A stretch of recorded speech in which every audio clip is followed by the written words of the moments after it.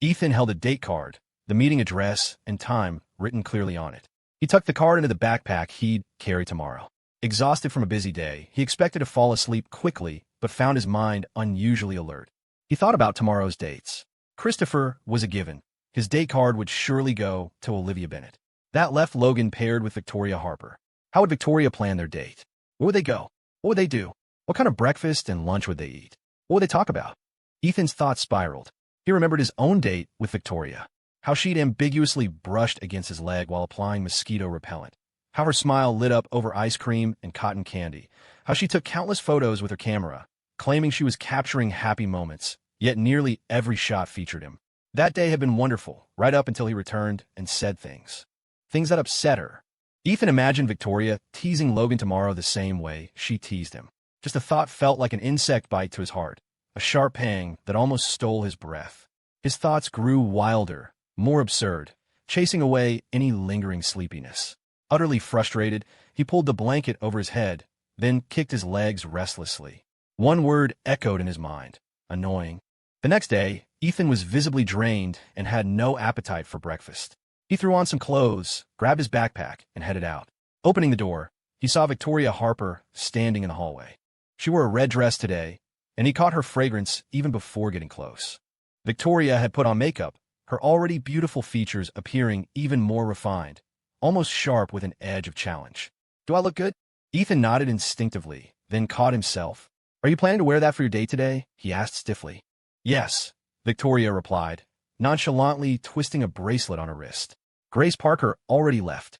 I heard from the director you earned $1,000 cash yesterday, working hard on tasks from morning till night. You must be really looking forward to your date with her today." No, he hadn't worked hard for Grace Parker. He'd done it for his promise to Victoria. Normally, Victoria would have pressed him, but today she just smiled cryptically. "I'm going on a date with Logan today. He said he's taking me to Cedar Springs Amusement Park. We'll ride the roller coaster, the Ferris wheel. He mentioned Six Flags. There has fireflies at night. I've never been to Six Flags, you know. Never seen fireflies either."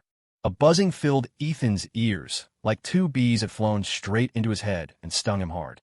His brow furrowed involuntarily, his right eyelid twitching. He watched Victoria, her lips intentionally emphasized with lipstick, curved upwards, full and defined. A faint, knowing smile played on her lips. Confidence? Mockery? "You seem very happy. Going with Logan." Victoria hadn't dressed up nearly this much for their date. Victoria took 2 steps closer, poking Ethan's tense arm.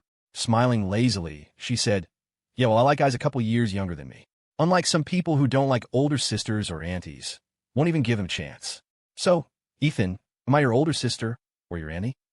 Ethan remembered cutting Victoria's hair, how he'd coldly stated his preference against older women, sisters or aunties, just to avoid any ambiguity between them.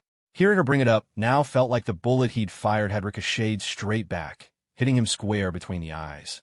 Victoria certainly held a grudge. Seeing his silence, Victoria started tracing circles on his arm with her fingertip. "Angry? Giving me the silent treatment." "Not angry," Ethan mumbled, "as if I can't tell whether you're angry or not." Ethan was the most even-tempered person she knew. He hadn't even argued during 3 years of being messed around by Amelia Harper, only showing some backbone on the day the engagement was broken. Anyone else would have probably smashed things. Ethan excelled at patience and restraint. When angry, his eyebrows would draw together unconsciously, his dark eyes would stare intently, and his lips would press into a thin line. Ethan had beautifully thin lips. They said people with lips like that were the most stubborn. Victoria's curiosity flared. She wanted to see just how stubborn Ethan could be. "Then call me sis, let me hear it." Ethan met Victoria's teasing gaze, heat rushing to his head. He raised his hand and gently tapped hers away from his arm, where she'd been drawing circles. The spot tingled. "I don't want to," Ethan forced out. "A younger guy not calling me sis. Your thoughts are running a little wild, aren't they? Or maybe you want to call me auntie?" Victoria's mind conjured up some rather R-rated images, like Ethan, panting, calling her little uncle. A blush crept up her face, and she took a small step back, her gaze flickering away from his as she muttered, "Well, that wouldn't be entirely out of the question." Ethan definitely didn't want to call her uncle either.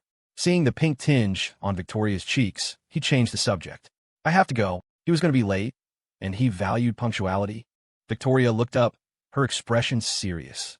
"Call me at 4 this afternoon to confirm when you'll be back. Preferably home by 5. If you're late, I'll have someone else celebrate my birthday with me tonight. I'll have Logan take me on the Ferris wheel, we'll have a candlelit dinner at the Cheesecake Factory, and go see the fireflies. Ethan's throat tightened. Okay. Victoria's lips curved into a smile. She suddenly reached out, straightening his collar and smoothing the wrinkles on his shirt. Remember my number, XXX 945-20. Got it. Her number was easy to remember. The first few digits were very similar to his own. Got it. Go on then, Victoria said, dropping her hands. Ethan could feel her eyes on his back as he walked away. After a few steps, he glanced back. Sure enough, he caught the flicker of loneliness in her eyes. He waved. I'll definitely be home on time. With that, Ethan quickly ran off. Victoria stared blankly at his retreating figure. It would be a lie to say she wasn't upset. The thought of Ethan spending the day with Grace Parker made her heart clench uncontrollably. She pressed a hand to her chest, picturing Ethan's smiling face as he looked back. She trusted him. He would come home on time. After that little scene, she doubted Ethan could truly enjoy his date with Grace Parker today. She wanted him thinking about her while he was out with someone else. A smile touched Victoria's lips. She went back inside, changed out of the dress, pulled her hair into a simple ponytail, and wiped off her lipstick. She had no desire to date another man, but she'd promised the director she wouldn't cause trouble and would follow the rules. Fine, she'd just go through the motions. Ethan arrived at the meeting spot right on time. He saw Grace Parker from a distance. She held an umbrella, dressed in a preppy skirt, looking youthful, sweet, and lovely, like she'd stepped right out of their school days. Grace Parker had a huge male fan base. When she first debuted, with her long, straight black hair and sailor uniform, smiling for the camera, fans dubbed her the childhood sweetheart goddess.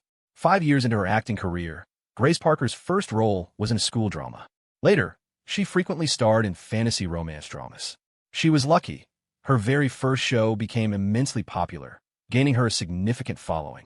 Subsequent fantasy dramas were hit after hit. To improve herself, and also because of a bet with her agent, Lillian Bennett, she pivoted to Hollywood. Starting with supporting roles, she gradually worked her way up to lead actress, winning her first Best Supporting Actress award, followed by her first Best Actress award. Her luck was extraordinary. Netizens called her a destined star, the kind fate itself chased after to feed opportunities. And she held tightly onto that bowl. In this world, talent determines your ceiling, and effort determines your floor. Grace Parker was exactly what people talked about, someone more outstanding than you, who also worked harder. She worked year-round, spending 365 days rotating through production crews, seamlessly moving onto the next project. Some called her a model worker. Others said she was too obsessed with money, wasting her talent. But during her most exhausting times, she thought, just a little more effort, hold on a bit longer. Once she won Best Actress, no one would bother her about dating anymore, and she could go find Ethan, get back together with him.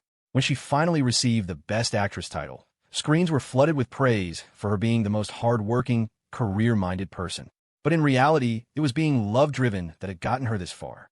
Seeing Ethan, Grace Parker's eyes lit up as if illuminated by fireworks. It had rained a little this morning, leaving the umbrella slightly damp. The rain stopped just as Ethan appeared. Seeing the golden light on the horizon, she knew today was destined to be a good day. Ethan walked up.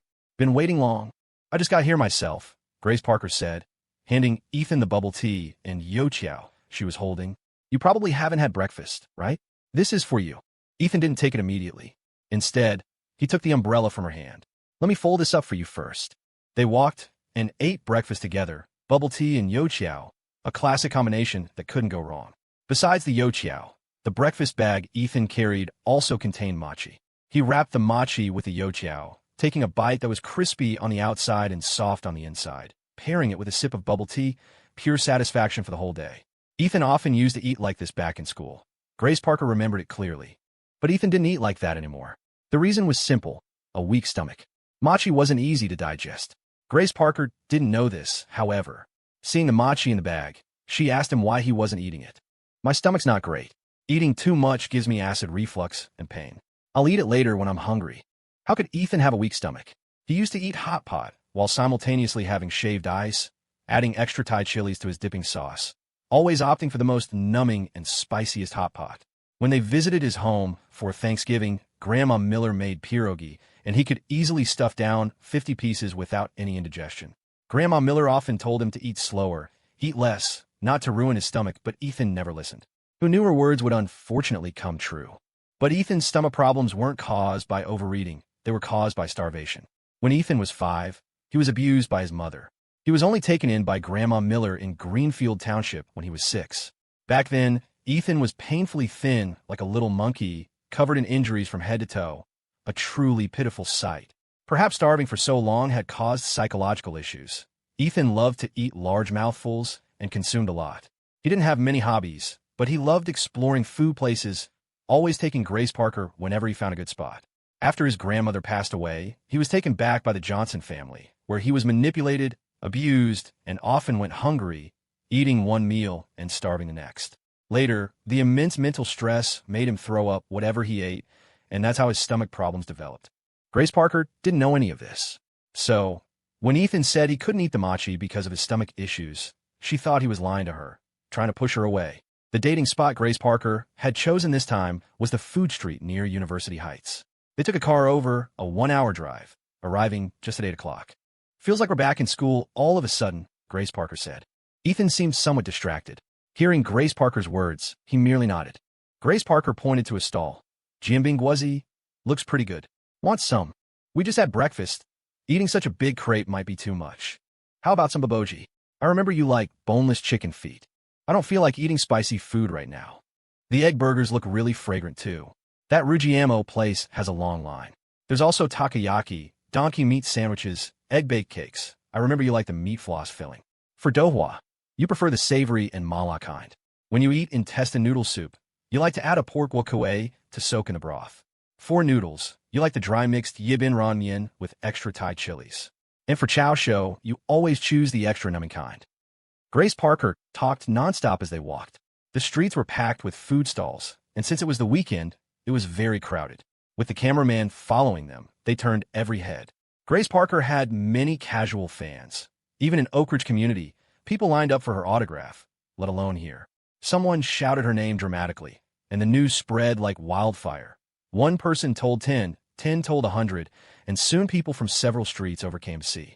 What was supposed to be a nice date turned into a fan meet and greet. Fortunately, the fans and passers-by knew to keep their distance and didn't crowd them excessively. Ethan always knew Grace Parker had many fans, but this was the first time he directly experienced how terrifyingly popular she was. Besides the cameraman, Grace Parker's date was also protected by security detail the entire time. People not only recognized Grace Parker, but also Ethan. Ethan, we all support you. Remember to live well, and don't let unimportant people affect your mood. Ethan, I'm your fan. You look even more handsome than on your Twitch streams. Grace Parker, do you like Ethan? A fan asked point blank. Grace Parker just wanted a proper date with Ethan. She never expected such a huge crowd. Immersed in the date, she had completely forgotten she was a Best Actress winner with over 50 million followers. She looked at Ethan, carefully observing his expression, and momentarily distracted, she stumbled over something. Ethan caught her with lightning reflexes, pulling her protectively to his side. Excuse me, please make way. We're currently filming a show. Please don't disturb our work. Ethan wore a stern expression, his gaze cold, thin lips pressed tightly together. He looked very angry. Perhaps remembering the recent online buzz, Ethan's relationship with the Yayan group, his powerful backer. Someone got scared and took several steps back. Gradually, more and more people chose to leave. The crowd dispersed, and the path cleared. I'm sorry, Grace Parker said, frowning, looking uneasily at Ethan, terrified of seeing disappointment or displeasure on his face. I just thought this food street was famous and had lots of things you like, so I wanted to bring you here to try them. I didn't expect there would be so many people. Ethan shook his head. It's not your fault. You don't need to apologize. But I ruined our nice date, Grace Parker said miserably. Ethan lifted his wrist to check his watch. It's still early. It's not ruined. Grace Parker asked. Well, do you want to eat something then? After walking for so long, Ethan's stomach should have digested breakfast by now, right? I'm not hungry yet, Ethan replied. Besides, I don't really like street food that much anymore. He didn't like street food anymore, and similarly, he didn't like her anymore. Grace Parker understood Ethan's unspoken message. Her knuckles turned white as she clenched her fists, but she pretended not to understand. If you don't like street food, there are other options nearby. Grace Parker suddenly spotted something and pointed. I didn't expect to find Cajun cuisine here. I wonder if it's authentic. How about we eat here for lunch? Cajun cuisine was famous for its fresh spiciness. To make it well, the ingredients had to be fresh above all else. Ethan had specifically researched it because he liked it and even knew how to make a few signature Cajun dishes himself. He hadn't just liked it in this life, but in his previous one too. However, due to his worsening stomach problems, he could barely handle any spice anymore. "Do you want to eat it?" Ethan asked. After all, he wasn't eating alone. A date should consider both people's feelings. "Yes, I haven't had Cajun food in ages. You used to be so good at making it. Every time I ate it, it was so spicy I'd keep gulping down water, but I just couldn't stop. I wonder when I'll ever get to taste your cooking again." By the end, Grace Parker's tone and expression were filled with regret. Ethan replied, "I haven't cooked it in a long time. I'm totally out of practice. If you want Cajun, a restaurant will definitely make it better. I know a few places in Rosewood City. I can share them with you. You could get takeout." He always rejected her, leaving no room for hope. Grace Parker stiffly managed an okay. She pretended not to care, but her heart couldn't pretend not to ache. They entered the restaurant. A waiter greeted them enthusiastically with menus. "Please sit anywhere. Take a look and see what you'd like." Ethan pushed the menu towards Grace Parker. "You order." Grace Parker ordered a round of signature dishes, all things Ethan used to eat frequently. "Is that enough?" Ethan glanced at the order. 4 meat dishes, 1 vegetable, 1 soup. It was a bit much for 2 people, but their security detail and photographer were also present, so it wouldn't go to waste. "Yes." The waiter collected the menus and brought them a pot of tea. Ethan habitually rinsed their tableware with the hot tea. Across from him, Grace Parker watched him intently, lost in memories, until Ethan handed her the rinsed utensils. She accepted them with a smile. "You're still the same as before. You haven't changed." Ethan continued rinsing his own bowl without looking up. "Only the habits haven't changed. The person has. You can sense that too, can't you?" He then stood up. "I'm going to buy a couple of bubble teas. What do you want?" "The usual." "Tell me the name." "I've forgotten." Ethan really didn't indulge her at all. Grace Parker smiled wryly. "Honey pomelo. Less sugar, less ice." Facing Ethan's cold attitude, it would be a lie to say she didn't regret things. If only she had been more mature back then. If she had discussed things with him properly, told him about her situation, knowing Ethan's personality, he would definitely have understood. But she had chosen delay and concealment, thinking that with time, all the unpleasantness would simply disappear. Ethan quickly returned with 2 bubble teas. His was room temperature. He handed the iced one to Grace Parker. Grace Parker chewed on her straw.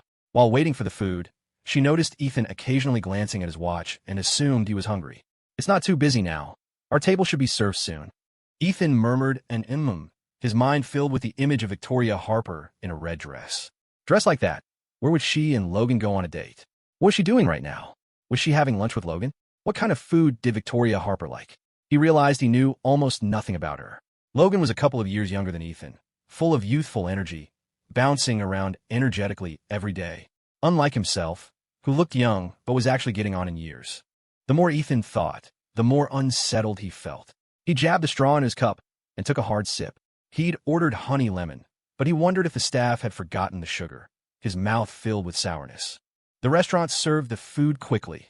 Quick fried liver and kidney, rabbit with fiery chilies covered in millet peppers, tender carp with scallions, dry fried pork intestines, stir-fried water spinach, and clam and vermicelli soup.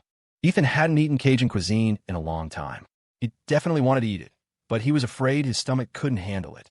So, he only took a couple of bites of the meat dishes, mainly sticking to the soup and vegetables. "This place seems quite authentic," Grace Parker commented. Since becoming an actress, she had maintained a very light diet for figure management.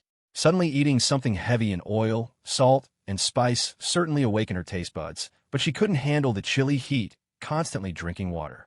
It was obvious Grace Parker hadn't wanted this for herself, but had ordered these dishes to cater to Ethan's tastes, only to discover that neither of them could handle the spice anymore. Their food choices highlighted the problems in their relationship. Blindly trying to please the other person only made things difficult for oneself. Watching Ethan barely eat, noting he only picked at the crucian carp, supposedly his favorite, Grace felt a pang. Was eating with her really that difficult to stomach? These were all dishes he used to love. Grace Parker asked in a hoarse voice, "Is being on a date with me really boring?" "No." "Then why aren't you eating any of these dishes?" "I remember." "Stop saying you remember," Ethan interrupted her. "Grace Parker, people change. You should move on too." "But I can't move on." Grace Parker's throat tightened, unable to hide the quiver in her voice. "Ethan, are you mad that I went into Hollywood to act back then without telling you first?" "I can explain." Ethan put down his chopsticks. "Career and love, don't have to conflict. Choosing your career was understandable. People have to prioritize themselves first before others. You just wanted to become better. I don't blame you for that. Back then, he had just reached adulthood, his thinking immature. He had resented Grace Parker for changing her college plans last minute, felt jealous when she filmed scenes with other men, and felt betrayed when she broke her promises to him. Later, he came to understand. If a relationship makes you unhappy or stifled, it proves it's not right. Grace Parker chose her career for herself, and he chose to break up and cut contact with her for his own peace of mind. Was there a right or wrong in that? It was just a matter of different perspectives, different viewpoints, different ways of looking at things, different thoughts. Grace Parker's eyes reddened. Ethan, I'd rather you blame me than face me so calmly. After we broke up, I was miserable. The reason I went into acting back then was to earn more money. Enough money to open a shop for my mom, buy a house downtown, and move my mom and your grandma Miller in together. I thought if I just had money, I could come back to you, be with you openly. Ethan paused, frowning as if he didn't quite understand. What did you take me for back then when we were together? Did you see me as some simp you needed to provide for? No, that's not it. Grace Parker explained frantically. Right after we got together, your dad came to see me once. At 18, Grace Parker was sensitive and insecure. Her relationship with Ethan felt ripped straight from the pages of an angsty, cliché YA novel. Ridiculous, yet painfully real. Grace Parker came from a single-parent household. Her father had been abusive, and her mother had killed him accidentally during a struggle, serving 3 years in prison before her release. As a child, Grace Parker endured taunts. Murderer's kid, parentless wild child. People whispered it was karma, called her a bad seed. Luckily, she was too young then to feel much beyond pain and hunger. When Grace was 5, her mother got out of prison and immediately moved them away from Greenfield Township. Her mother took any job she could find: sanitation worker, waitress, dishwasher. She even did manual labor, usually reserved for men, hauling bricks, carrying cement, washing high-rise windows. Once she'd saved enough, they moved from a tiny single room into a one-bedroom apartment in Maplewood Township, right next door to Ethan. She was 7 when she met Ethan, and so was he. They were both scrawny kids, clearly undernourished. But thankfully, one had his grandmother, and the other had her mother. Nourished by love, they finally started to fill out. They did everything together, walked to school, ate lunch, sat side by side in class doing their work. They even got bullied together. She, the girl whose mother was in prison and father was dead, effectively parentless in the bully's eyes, and he, the boy without a father. Other kids called them strays or trashcan kids. Whenever Ethan heard the taunts, he'd launch himself at the bullies, fighting furiously until they backed down, too scared to say another word. In junior high, teachers started lecturing about the perils of puppy love, and somehow, Ethan and Grace became the main focus of this unwanted attention. Grace got her first period in 7th grade. It happened at school, and she didn't have money for pads. To make matters worse, she bled through her pants. She sat frozen, squirming with embarrassment. Overwhelmed by shame, her eyes welled up, but she couldn't bring herself to ask anyone for help. Ethan noticed something was wrong. He got up, went straight to the school store, bought a pack of pads, and thoughtfully wrapped them in his school jacket before tossing it to her. In that moment, Ethan seemed like a knight in shining armor, bathed in a golden glow. They tried to keep the whole pad incident quiet, but word got out. Someone reported them for dating, and classmates started making crude jokes at Grace's expense. The teacher hauled them into the office, questioning each of them separately. Being a teenager, Grace was deeply hurt and mortified by the gossip. She started ignoring Ethan completely at school, hoping the rumors would die down if they weren't seen talking. Ethan, however, didn't understand. Like many boys his age, he wasn't attuned to the nuances of her feelings. He couldn't grasp the depth of her embarrassment and sensitivity. He kept calling her by her full name. Grace Parker, why are you ignoring me? Grace Parker, why didn't you find me at lunch? Wait up after school. Grace Parker. Grace Parker, I'm craving your oatmeal with bacon bits. Ethan had boundless energy and was determined to patch things up. He'd drag her out shopping and treat her snacks. He methodically ate his way down the entire food street near their school, figuring out which stalls were the best and remembering all of Grace's favorites. He'd give her little gifts too: a hair tie with crystal beads, a fluffy bunny plush keychain for her backpack. Gradually, they fell back into their old rhythm. The rumors didn't stop, but Ethan dealt with them the same way he always had, with his fists, just like back in elementary school. This time, however, his grandmother was called to the school.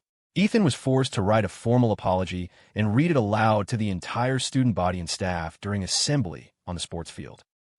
Ethan, do not advocate violence. But when you're confronted by bullies, I urge you to raise your fists and fight back with all your might. Meeting violence with violence is the best way to deal with bullying. Victims have nothing to apologize for. Fighting back is my pride.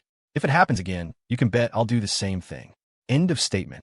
When Ethan finished reading, he folded the paper into an airplane and launched it out over the heads of the students below. Who knows how many hearts that paper airplane flew straight into that day. In 8th grade, Grace's mom bought a small food cart and started selling late-night snacks, mostly corn dogs. Grace helped her mom after school, and Ethan always came along, setting up tables, clearing dishes, and taking out the trash. Ethan became something of a legend at school after reading his apology. Once word spread that he helped at the food cart after school, kids started showing up in droves to buy snacks. Business got better and better. Life was tiring, but filled with hope. Grace's mom dreamed of saving enough money to rent a small shop near the school. No more pushing the heavy cart every day, she said, and it would be more convenient for Grace to get to class. Then, in their sophomore year of high school, the truth, or rather, the rumor, about Grace's mother being a murderer started circulating at school. Their food cart was vandalized, pushed over, tables and chairs smashed. A group claiming to be relatives appeared, shouting for Grace and her mother to pay back debts. Life felt like sticky mud. Just when they thought they were getting somewhere stable, everything collapsed again. Her mother got sick and ended up in the hospital. Grace's grades slipped. There were sudden debts to deal with, the judgmental stares of their neighbors. It became painfully clear that fists couldn't solve everything. High school fell impossibly hard. Grace felt like a sea turtle encrusted with barnacles, each one adding more weight. Simple tasks for others required immense effort from her. She had to keep swimming relentlessly without pause just to make it through. So many times, she felt overwhelmed, ready to give up completely. But Ethan was always there, pulling her back from the brink. Without Ethan, she honestly might not have survived sophomore year. She and Ethan were childhood sweethearts, growing up side by side. They'd weathered the same storms, lived in the same world. They were cut from the same cloth. Falling in love was almost inevitable. The real challenge would be staying together. After high school graduation, it felt completely natural for them to officially become a couple. Ethan sent her a text. "Well, graduation's over. Guess it's finally okay for us to date, huh? After all those years people spent gossiping about us, it almost seems wrong not to be together. So, Grace Parker, want to give this college dating thing a shot? We applied to the same university." Without hesitation, she replied, "Okay." When Ethan heard Grace had met Richard Johnson right after graduation, he looked visibly stunned. Why didn't you ever tell me about that? How could she possibly tell him that his father, Richard Johnson, had insulted her, offered her money to leave Ethan? That Ethan was some wealthy heir and she, a poor girl struggling with debt, wasn't good enough for him? That his family had the multi-billion-dollar Johnson family trust and owned properties all over, while hers couldn't even afford to rent a small storefront and was reduced to pushing a food cart, hounded by creditors? How could she, smelling of cooking oil and cheap food, ever measure up? She had always believed they were inhabitants of the same small, struggling world. She thought they were both pitiful in their own ways. But now, someone had revealed the truth. Ethan wasn't like her at all. He'd been born with a silver spoon in his mouth, the heir to a fortune. A trendy supermarket in downtown Maplewood Township recently went bankrupt, reportedly losing hundreds of millions in just 1 year. Grace remembered feeling completely out of place the first time she went inside. She only found out later that the entire building belonged to the Johnson family. What ordinary people couldn't earn in several lifetimes, his family could lose in a single bad year. The chasm between their worlds was impossibly wide. How could she even think of dating Ethan? Grace Parker, don't be afraid. I'll always be with you. We're the same. One without parents, one without a father. We were born small, fighting back against our smallness. We grew up eating simple food, so don't be afraid of being ordinary. But Ethan, we really are different. We're not from the same world. I never thought I'd end up so far away from you, like I could never catch up no matter how hard I chased. In all the years she'd known Ethan, he was mostly the one taking care of her. When she was down, he'd take her to Cedar Springs Amusement Park, to the aquatic park to see the dolphins, or out exploring new restaurants. And all she could give him in return was a bowl of homemade oatmeal with bacon bits. It was like two stray cats huddled together for warmth in winter. Then one day, one cat gets adopted, leaving the other alone, still scavenging by the trash cans. The stark contrast made Grace Parker feel insecure and inadequate. She even had the shameful thought, why did Ethan have to be rich? Why couldn't he be unlucky, just like her? Human nature is incredibly contradictory. You want the other person to do well, but at the same time, you hope they don't do too well. She wanted to drag Ethan down into the mud with her, but then she'd think that a vibrant young man like him deserved to hang in the sky like the moon, pure and flawless. Whenever these dark thoughts surfaced, Grace Parker would break down, slapping herself and cursing herself. Ethan is the best person to you. Why are you thinking such awful things about him? Later, she opened a blue book, and inside a sentence read, "Back then, I didn't yet understand how contradictory human nature was. I didn't know how much pretense lies within sincerity, how much baseness within nobility, or how much goodness within evil. Now I fully understand that pettiness and generosity, resentment and kindness, hatred and love can all coexist within the same heart." Her mother found out about her relationship with Ethan. She didn't object. She had watched Ethan grow up and knew his character well. She felt at ease in trusting her daughter to him. But when she learned about the Johnson family's circumstances, her mother fell silent for a long time. Then, frowning, she told Grace, "Grace, relationships between unequals rarely lead to happiness. If you truly love Ethan and can't imagine being without him, then you must strive to improve yourself, to become his equal as much as possible. Otherwise, you'll always be constrained, you'll lose yourself, and things won't end well." She knew perfectly well how vast the gap between her and Ethan was. Sooner or later, he would return to inherit the Johnson family trust, with its $300 million fortune. The wealth disparity was enormous, a height she could never reach even with lifetimes of effort. If she had known about the Johnson family situation from the start, perhaps they never would have gotten together. Ethan also knew what happened later. She took a summer job, ended up on a production crew, and was unexpectedly noticed by the director. Through various connections, she met Lillian Bennett and signed with her talent agency. She stumbled into Hollywood and gradually grew to love acting. When it was time to apply for university, Lillian Bennett advised her to apply to a university. It would benefit her future career and make scheduling easier. She followed the advice, but she didn't tell Ethan. The 18-year-old Grace Parker hadn't experienced much of life. She was insecure and timid, wanting everything but daring to fight for nothing, curled up in her shell like a snail. She wanted to earn money to pay off debts, wanted her mother to have a better life, wanted to bridge the gap between her and Ethan, wanted to be seen as an equal by the Johnson family, to earn their approval, to be worthy of standing by his side. She set out aiming for a good ending, but deviated from the path right at the start, moving further and further away from her original goal. Waiting for the university acceptance letter felt like a death row inmate granted a temporary reprieve. Avoidance couldn't solve the fundamental problem. The gun aimed at her temple would eventually fire. She signed a 10-year contract, binding her to strictly follow Harper Enterprises' arrangements for those 10 years, including playing up a romance with her male co-star for publicity on her first film. Grace Parker said all this in a rush, her voice hoarse. "Later, I went looking for you, but by then, you were already dating Amelia Harper." Across from her, Ethan listened quietly, his face impassive, as if hearing someone else's story. Midway through, he even poured himself a cup of tea. When Grace Parker finished, he set down his teacup. The sound against the table was soft, yet somehow it made her heart pound violently. The restaurant was getting crowded, filled with the buzz of conversation, but to Grace Parker, it felt deathly silent. She heard Ethan speak. "After saying all that, are you trying to tell me you went into Hollywood for my sake? Why didn't you tell me when you changed your university application? Were you worried I'd stop you? Or did you think I'd give up my first choice and follow you to a different city?" Going to Rome University was something Ethan had decided on since he was young. It had the major he liked, and, crucially, it was close to home, so he could visit his grandmother on weekends. Even if Grace Parker had told him back then, he wouldn't have changed his plans to go elsewhere, nor would he have tried to stop her choice. People have mouths precisely to clear up misunderstandings. Grace Parker's pupils contracted, her eyes turning redder. She struggled to control her chaotic, crumbling emotions, try to explain, "Ethan, I was too young then. I was thinking too much about everything else and ignored how you felt. I thought if I became a famous actress, made money, I could close the gap between us." You thought? Who do you think you are?" Ethan cut her off sharply. "You completely missed the reason we broke up.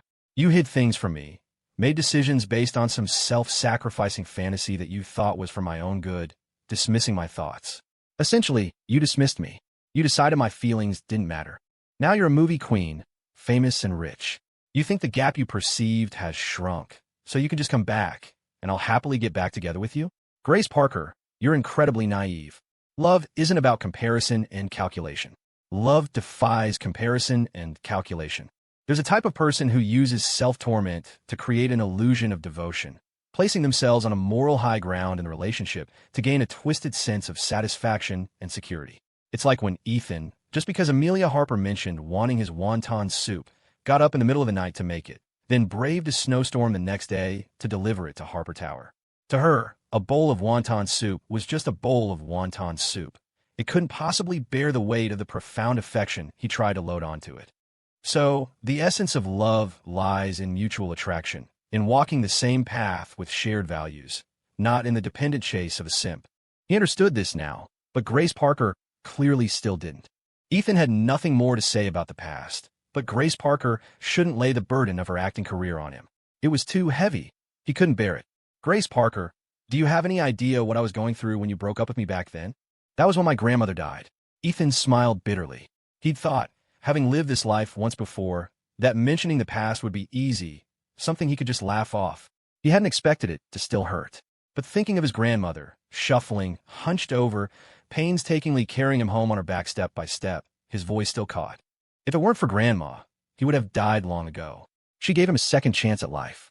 He remembered childhood naps, Grandma fanning him with a palm leaf fan, raising him with every spoonful of rice and piece of meat. Knowing he loved drumsticks, whenever she made chicken noodle soup, she'd put both legs in his bowl. Grandma held his hand, taking him to school. On rainy days, Grandma's umbrella always tilted towards him. The taller he grew, the more wrinkles appeared on Grandma's face. Whenever he had to write about family for school, he always wrote about Grandma.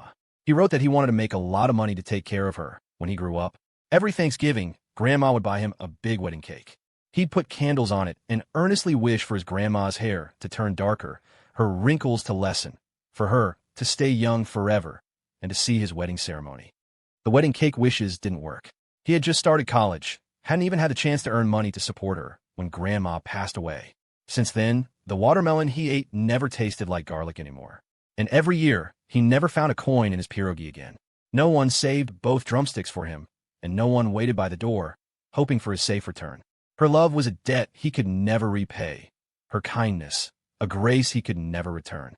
Grandma used to say that when people die, they become stars in the sky. So no matter how lonely you are, you'll always have company. One night, he missed her so terribly that he stood on the rooftop of the Mayo Clinic, reaching out, trying to touch a star. There were so many stars, but which one was his grandma? A large part of why Ethan returned to the Johnson family back then was because of Grandma. When she was alive, she often told him stories of her and Grandpa's love. How they started the business together. How Richard Johnson built the Johnson Group from scratch with his own two hands. They gained wealth, but his health failed. That's why she always taught Ethan that health was the most important thing. But after returning to the Johnson family, he forgot her advice. He kept thinking that the Johnson Group was built by his grandparents, and he couldn't let it fall apart on his watch. So, he followed in his grandfather's footsteps, overworked himself, got stomach cancer, and died. If Grandma knew about this in the afterlife, who knows how worried she'd be. She had worked so hard to nurse her grandson back to health, only for him to turn back into that frail, 6-year-old boy the moment she was gone. Ethan, I didn't know so much happened back then, Grace Parker stammered. Breaking up with you wasn't what I wanted. I tried to explain, but you had already blocked and deleted me. By the time I got back to Maplewood Township, you had already moved. I couldn't find you. She explained desperately, like a death row inmate grasping at their last chance for survival. Perhaps remembering how the kind old woman would always stuff snacks in her pockets whenever they met, Grace Parker's eyes reddened, brimming with tears. Of course, she couldn't find him. He had already returned to the Johnson family by then. Ethan stared into Grace Parker's eyes for a long moment before speaking. I didn't know what happened to you, and you didn't know what I went through. So let's just call it even. The iced tea in the glass was finished.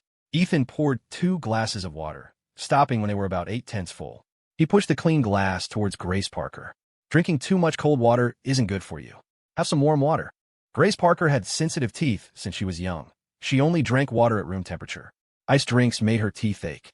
The low-sugar iced honey pomelo tea wasn't her favorite. It was his. You know your own situation best, Grace Parker. It's time to let go. Ethan stood up. I'm going to step out for some air. Take your time eating. The moment Ethan left, Grace Parker couldn't hold back her tears any longer.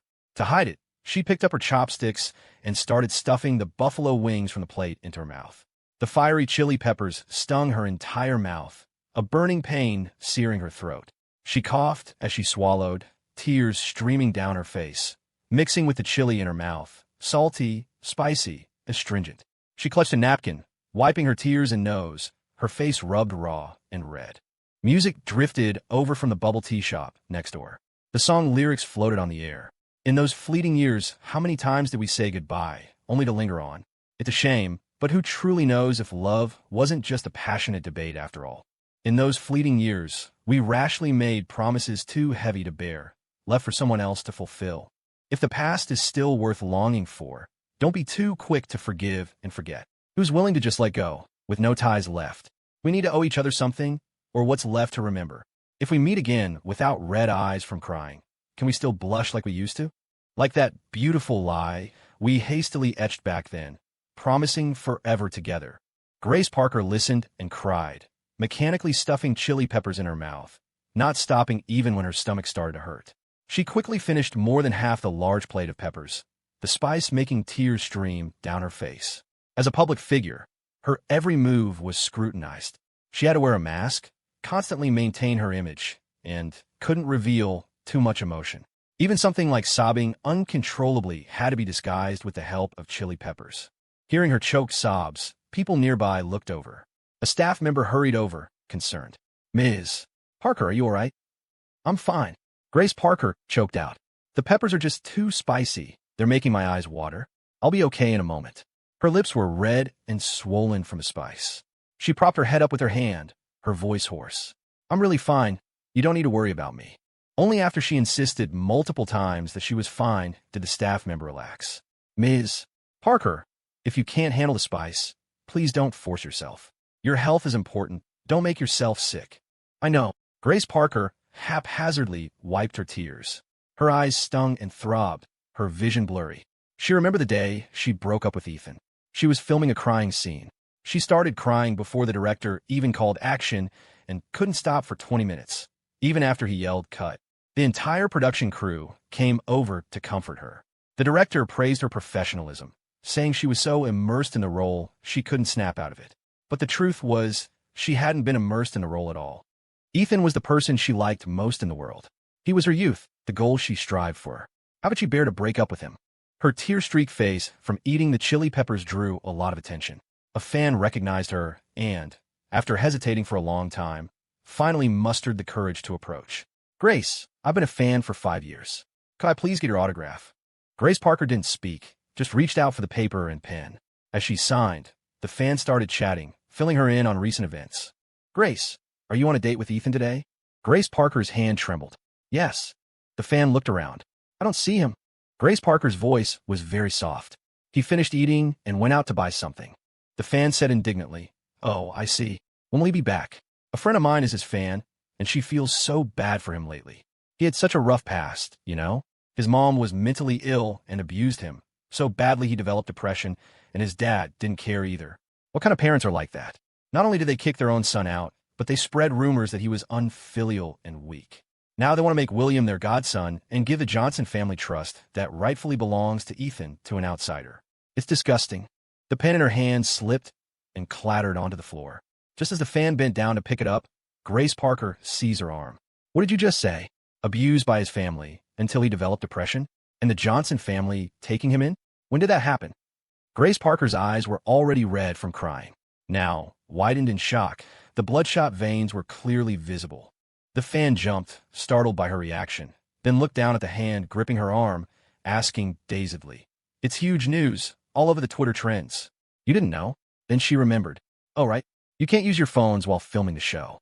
The fan quickly recounted the recent online events for Grace Parker. Facing her idol, she struggled to contain her emotions, worried she wasn't explaining clearly enough. So she quickly pulled out her phone to show Grace the video of 110 people speaking out to clear Ethan's name. From their words, Grace Parker learned about Ethan's past. Some things she already knew, like the spirited middle school boy who'd confidently launched paper airplanes towards the horizon. He was the kind of boy who dazzled everyone during his school days, chivalrous, kind, and righteous, speaking up for the weak, fighting back against bullies. Facing a teacher's reprimand, he He cleared his throat and declared loudly, "Teacher, if fighting back against bullying is wrong, then I'll never regret it." 18-year-old Ethan was the best kind of young man, but everything changed after he started college. He became withdrawn and taciturn, like a walking corpse. He hid away all his light, like a hedgehog that had lost its spines. A top comment was from someone claiming to be Ethan's university doctor. They said Ethan had collapsed several times at school, and examinations revealed his body covered in injuries. At the time, they assumed he'd gotten hurt fighting outside. Additionally, Ethan frequently picked up peppermint oil capsules and painkillers from the clinic. He likely had severe stomach problems. An anonymous psychologist also commented, saying Ethan had seen therapists multiple times and suffered from severe depression, PTSD, and avoidant personality traits. During episodes, he would fantasize about someone loving him. A former housemaid for the Johnson family said that at home, Ethan's mother, Margaret Johnson, didn't love him. She was described as a madwoman who only shrieked and roared at people, cursing Ethan with the sharpest, most vicious words, hitting him to vent her frustrations, and taking pleasure in mentally tormenting him. Ethan's arrival simply gave them a new outlet for their cruelty. As for Ethan's father, Richard Johnson, who only brought his son back after 11 years, it wasn't out of love. He watched coldly from the sidelines, using Ethan as a medicine to treat Margaret Johnson's mental illness. Once the medicine served its purpose, he discarded Ethan like trash. This was Ethan's life after returning to the Johnson family, despairing and oppressive, gradually turning the bright-eyed young man into someone scarred and broken, like a lonely, silent grave in the dead of night. The boy who had once saved her, yet no one had saved him. Back then, Grace Parker had thought Richard Johnson's appearance meant Ethan was going back to a better life. He was a rich young master from a family worth $100 million. People are born into different circumstances. Some live unremarkable lives, others excel. They say all roads lead to Rome, but some people are born in Rome. Ethan and she were not from the same world. He would return to being a wealthy heir, enjoying the best resources and education, never worrying about finding a job after graduation because he'd inherit the family business and assets with a fortune of $5 billion. Look at that failed trendy supermarket in downtown Maplewood Township. An ordinary person couldn't afford to buy it in several lifetimes. Even renting a single storefront, there is a struggle. But the Johnsons own several such supermarkets in Rosewood City alone, not to mention their other business ventures and investments. It was the kind of life countless people dreamed of. So why did Ethan end up like this after going back? He had become the unlucky soul she'd pitied, unloved and uncared for. He had money, yet seemed to have lost everything else. Grace Parker stared at the plates of red chili peppers before her, her eyelashes trembling. She closed her eyes, and a tear escaped, tracing a path down her cheek. So Ethan really couldn't eat spicy food anymore. His stomach problems were real. It wasn't an excuse to distance himself, to draw a line between them. And she, knowing nothing, had assumed he was still the same, still loved fiery dishes, and ordered several plates at once. She'd even felt smug, thinking she was the one who understood Ethan best, when in reality, she was the one who understood him the least. All these years, focused on her company contracts, on winning awards, she had been immersed in her own world, thinking time had stood still, that things were just like before. She had missed 5 years of Ethan's life. 5 years during which Ethan was tormented by his family, until he was barely recognizable, finding it difficult just to survive. What right did she have to think that just because Ethan's engagement with Amelia Harper was broken, they could simply mend their broken mirror? Grace Parker, in this world, no matter how you live, people will gossip. Don't take their words to heart. Don't listen to them. Just be yourself. Eat what you want. See the people you want to see. Do what you love. As long as you're happy and have a clear conscience, that's all that matters. I really like your mom. Her cooking is delicious. She speaks gently. She's strong and independent. I refuse to believe she's a murderer. If anyone spreads rumors, I'll help you fight back. Grace Parker, are you a punching bag? No, you're a little crybaby. Grace Parker, stop crying. There's a new place near school serving spicy Cajun pasta. Let's go try it. I hear it's really hot. Save your tears for when the spice makes you cry. Tears streamed down her face uncontrollably, more and more. She covered her mouth, sobbing so hard she could barely breathe. Her body swayed, and she nearly collapsed. The fan quickly steadied her, confused by Grace Parker's intense reaction. Grace Parker handed the phone back, her voice thick with tears and hoarse. Thank you for telling me all this. Thank you. The fan looked anxious, asking worriedly, Grace, are you okay? I'm fine. Grace Parker forced her lips into a smile that looked worse than tears. She handed the signed photo to the fan. The fan took the photo and left, saying, "I'll treasure this. Keep going, Grace. We're all waiting for you to come back to acting. Your fans will always love you." Ethan could have kept loving her too, couldn't he? The only thing she could do now to make amends was. Thinking this, she glanced at the Twitch livestream. Meanwhile, Ethan was completely unaware of what had just happened in the restaurant. After leaving, he wandered around the nearby area. There are not only places to eat, but also various jewelry shops with affordable prices, perfect for students. Not far away was a mall where you could ice skate, watch movies, or do crafts. All in all, very suitable for dates. A cameraman followed Ethan. Less than 20 minutes after Ethan had stepped out, the cameraman received a call. "Ethan, when are you heading back?" "Heading back now." He figured enough time had passed. Grace Parker should have finished eating and calmed down by now. The cameraman spoke coaxingly. "Grace Parker isn't doing too well. She started crying after you left. If you could comfort her a bit when you get back. We are filming a show, after all, and we're only halfway through today. Let's not mess it up." "Okay, sure." Ethan agreed readily. It wasn't easy for the crew. He'd cooperate. When Ethan returned, the table was empty. Where had Grace Parker gone? Only a staff member was sitting there, scrolling through their phone. Ethan walked over. "Where's Grace Parker?" "Ms. Parker took the others out. So they were going to buy a few things and run some errands." "Did she say when she'd be back?" "No, but it probably won't take long, right? If worst comes to worst, we can always call her." "Mr. Johnson, were you planning on looking for her?" "Since she has things to do, I'll just wait here." Ethan sat down. The restaurant was mostly empty now anyway, so he wasn't bothering anyone. He poured himself a cup of tea, his gaze drifting unintentionally across the table. Of the 4 Cajun dishes they'd ordered earlier, even the chili peppers were mostly gone. Ethan teased the staff member. "You guys can really handle your spice." Grace Parker ate the peppers, the staffer replied. "They made her cry." Leaning closer, he lowered his voice. "I was sitting a bit far from Ms. Parker at the time. I saw a fan approach her for an autograph. Then they pulled out a phone and said something to her. A little while later, she just started crying out loud. Really heartbroken. When she gets back, you should comfort her. I mean, you two are on a date today, after all." It was lucky they were just eating and not streaming on Twitch then. Seeing Grace Parker cry like that, who knows what netizens would have thought. Ethan's expression froze. He looked at the leftover peppers on the table. Grace Parker rarely ate spicy food. There used to be a place near their high school that sold spicy Cajun pasta. He always ordered the spiciest level, while Grace could only handle mild. When the heat got to her, tears would stream down her face as she wiped her nose. She hated eating spicy food in front of him, saying it made her look awful and she was afraid he'd laugh. All that felt like a lifetime ago to him now.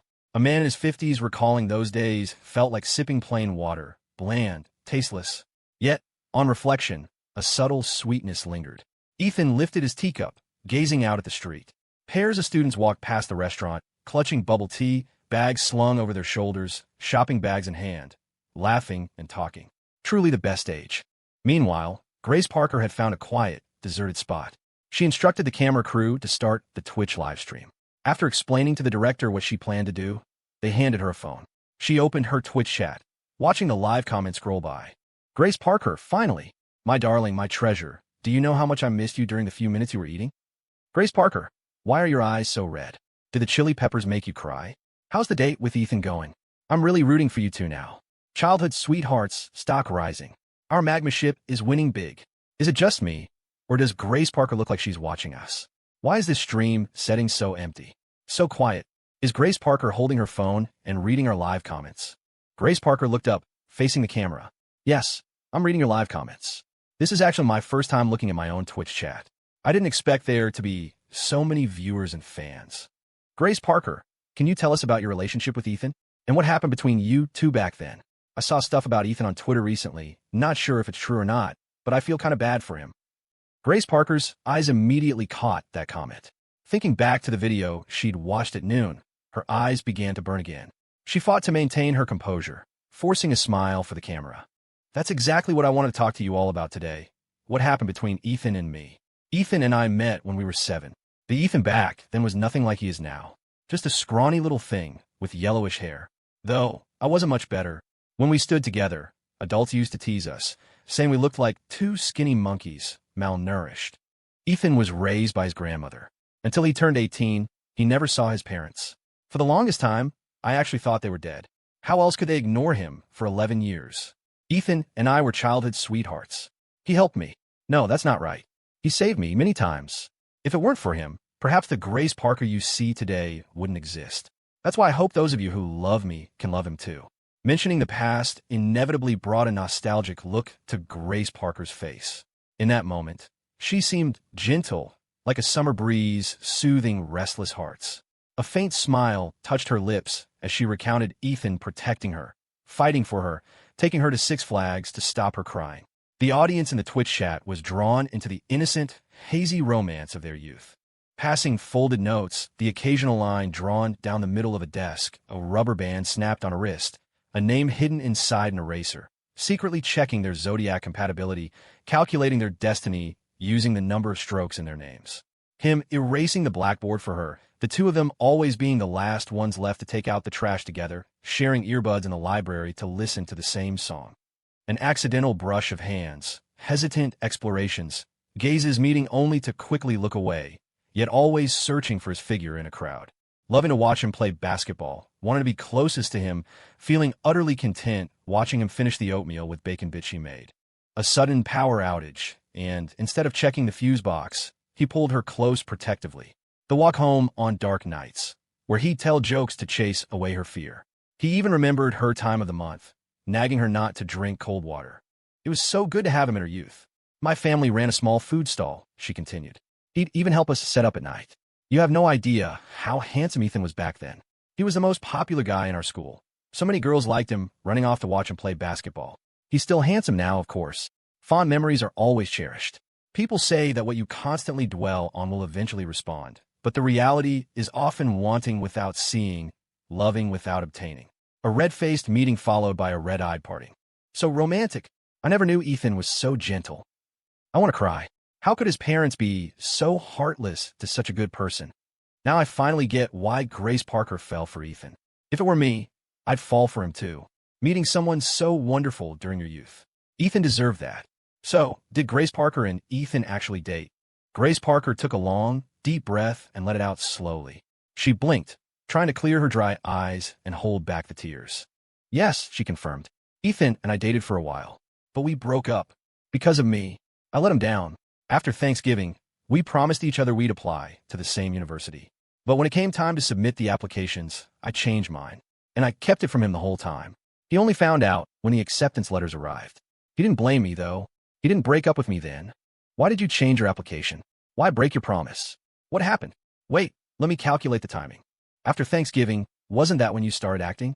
Sacrificing love for a career, that's realistic, I guess, but unfair to the other person. Grace Parker didn't look at the live comments. She continued speaking to the camera. A lot of bad things happened around that time. Ethan's father approached me, told me to break up with him. At 18, I was weak, cowardly, didn't dare fight for us. I wasn't confident enough in our relationship. The intense disparity I felt pushed me towards the perceived shortcut of acting. But there are no real shortcuts in this world. For every gain, there's a loss. And I lost him. I was the one who initiated the breakup. For my career, I abandoned him a second time. And that period was the absolute hardest time in Ethan's life. Just like it said on Twitter, Ethan was abused by his parents starting at age 5. He wasn't taken in by his grandmother until he was 6. After his grandmother died, he was finally taken back home at 19. But what awaited him wasn't parental love. It was even worse abuse than before. They smeared him, spread rumors about him for their own gain, ignored his cries for help, trampled on his dignity. People like them, they don't deserve to be called parents. Just then her phone buzzed. It was a call from her agent, Lillian Bennett. Grace Parker hung up immediately. Moments later, a barrage of text messages popped up. Grace Parker, are you trying to destroy your career? What does Ethan's situation have to do with you? Why didn't you speak up for him? Ethan has powerful backers helping him clear his name and fight his legal battles. Why are you sticking your nose into this? Can't you give me a break? You're driving me crazy. I have so much on my plate every day. Can't you think about me for once? Do you have any idea how much trouble those things you said in the Twitch chat will cause us? The company has poured everything into building your career all these years, and this is how you repay me. Do you think Ethan will thank you for all this? He might even resent you for jumping in after the fact. You're not impressing anyone with this stunt. You're only fooling yourself. Is it really worth throwing everything away for a man? Let me tell you, you haven't just lost your career, you won't get Ethan back either. You'll end up with nothing. Happy now. The agent relentlessly bombarded Grace Parker with texts. The messages radiated her fury and desperation. It was like waking up from a nap to find the world had ended. Anyone would break down. As an actress with over 50 million followers, even the smallest mistake gets blown completely out of proportion. Grace Parker didn't offer excuses. She openly admitted she was the one at fault in their past relationship. Now that she was successful, she wanted to win Ethan back. But life isn't that easy. You can't always have it all. Where were you when Ethan needed you most? Consequently, many people online weren't buying her story. Grace Parker's follower count was plummeting. In just a short while, she'd lost millions, and these were active followers. Some condemned her, while others spoke up in her defense. At 18, Grace Parker had been young and easily influenced. Without the confidence or leverage to fight for what she wanted, she'd allowed others to drive them apart. Now, risking her entire future, she was bravely speaking out for Ethan, perhaps making amends for her past mistakes. Some hoped Ethan and Grace Parker could reconnect through some adrenaline bonding on the show, while others believed that what's past is past, proving they weren't meant to be. Even if they didn't get back together, they could still be friends. Ultimately, the real villain was Richard Johnson. His actions were deplorable. Perhaps, under different circumstances, at a different time, they would have been perfect for each other. On the live stream, Grace Parker's expression remained composed, though her eyes were redder than before. She continued speaking to the camera. I want to talk to you all in the Twitch chat today, mainly to tell you that Ethan, he's a really, really good person. I often find myself thinking, if only I could go back to being 18. I would tell my 18-year-old self, please, you have to trust Ethan. Stay by his side, be there for him, don't let him get hurt. From elementary school through high school, he protected you. He showed you what it felt like to be loved. You need to love him bravely. Don't stop talking to him just because of what some outsider says. 18-year-old Grace, you have to protect Ethan. Look after him. Take care of his health. Don't let him develop stomach problems. He loves exploring new places to eat, trying all sorts of delicious food. Tears welled up in the corners of Grace Parker's eyes as she spoke. Finally, I apologize for my arrogance, for thinking I knew best. Ethan, I'm sorry. And Grace clutched at her chest, her voice choked with emotion. I love you. At that moment, her heart felt like it was being twisted into knots. Grace Parker fought back the pain, sobbing uncontrollably. The camera cut away, then back to show Grace Parker collapsed on the floor. She clutched her chest as if she couldn't breathe, her body curled up, trembling violently, revealing the depth of her pain. She cried silently, the only sound of faint sniffles from her nose. Suddenly, she understood. The greatest pain wasn't heading toward a tragic end, but knowing in advance just how terrible the ending would be, yet being powerless to change it, forced to simply watch it unfold. Everything Grace Parker said in the Twitch chat immediately started trending on Twitter. Fans who had thought Grace Parker was solely career-driven were stunned to realize their idol was actually ruled by her heart. Fans questioned, if she entered Hollywood and made money just to be worthy of Ethan, why was she the one who initiated the breakup? It's been years since the breakup. What couldn't she let go of? Furthermore, back when she debuted, Grace Parker had cultivated a single image, which now felt like a deception to her fans. Their current dissatisfaction was understandable. In the coffee shop, Victoria Harper added 4 sugar cubes to her coffee. Still finding it bitter, she tossed in 2 more. As she stirred her coffee, Logan Prescott, sitting opposite her, was talking, his mouth opening and closing. Victoria Harper nodded along intermittently, appearing attentive, but her mind had already drifted far away. She was thinking about Ethan, wondering how his date with Grace Parker was going, and whether he was thinking about her. Victoria Harper pulled a pocket watch from her pocket and checked it. It wasn't even 1 p.m. yet. Why was time moving so slowly? When would it finally be 5 p.m. so she could go home? Would Ethan call her early? She had been confident before leaving, but after so much time had passed, a sliver of anxiety crept in. Just then, a waiter brought over a bouquet of roses, a surprise Logan Prescott had arranged beforehand. The red petals briefly caught Victoria Harper's attention. Snapping back to the present, she looked at the roses being offered to her. Flowers for a beauty. These are for you. Do you like them? Logan Prescott certainly knew how to handle a date. He was young, knew how to plan things, understood romance, spoke sweet words, and secretly prepared roses to please a girl. Unfortunately for him, he was trying to please Victoria Harper. Victoria Harper glanced at them, then offered a polite smile as she refused. I prefer carnations to roses. Aren't carnations usually for mothers? What did Victoria Harper mean? Although Logan knew Victoria Harper had initially been interested in Ethan, he still clung to a sliver of hope. Compared to Ethan, he wasn't bad himself. What if Victoria eventually grew to like him? Seeing Logan Prescott hadn't taken the flowers back, Victoria Harper lifted a finger and pushed the bouquet away, a hint of disdain in the gesture. Logan awkwardly retracted the flowers. I thought all girls liked roses. Depends on the person. Implied. Depend on who's giving them. Victoria Harper took a sip of her coffee. Don't send me roses. I wouldn't want anyone to get the wrong idea. She stopped just short of saying Ethan's name. Logan Prescott's mouth twitched. If the cameras weren't right on them, he would have asked her point blank if she and Ethan were already dating. Just then, a girl at the next table took out her phone and started playing a video. Victoria Harper, bored, glanced over. Her eyesight was sharp. She clearly saw Grace Parker in the video. Her previously nonchalant expression suddenly turned serious. She strained her ears and caught the exact moment Grace Parker said, "Ethan, I love you." Victoria Harper narrowed her eyes slightly, a chill emanating from her gaze. She held out her hand. "Give me my phone." A nearby staff member didn't hesitate, quickly finding Victoria Harper's phone and placing it in her hand. Across from him, Logan Prescott was completely stunned. The production crew had strict rules against looking at phones during filming unless it was an emergency call, after which the phone had to be immediately handed back to staff for safekeeping. The director's concern was that sneak peeks might affect their performance on camera. Despite this, contestants still secretly brought their phones, though they only ever glanced at them covertly, never daring to pull them out so openly. Yet, Victoria Harper merely extended her hand, and a staff member respectfully handed her phone over. Logan Prescott stole a glance at the camera, noticing the cameraman had already turned the lens away. Once Victoria had the phone, she started scrolling. There was no need to specifically search for news about Grace Parker. Opening Twitter revealed screen after screen of trending topics about her and Ethan Johnson. The video was long, and she couldn't be bothered to watch it. From the comments and hashtags, she could piece together the gist of it. She had known about Grace Parker and Ethan Johnson for a long time. They were childhood sweethearts, each other's first love. A teenage romance, innocent and unforgettable.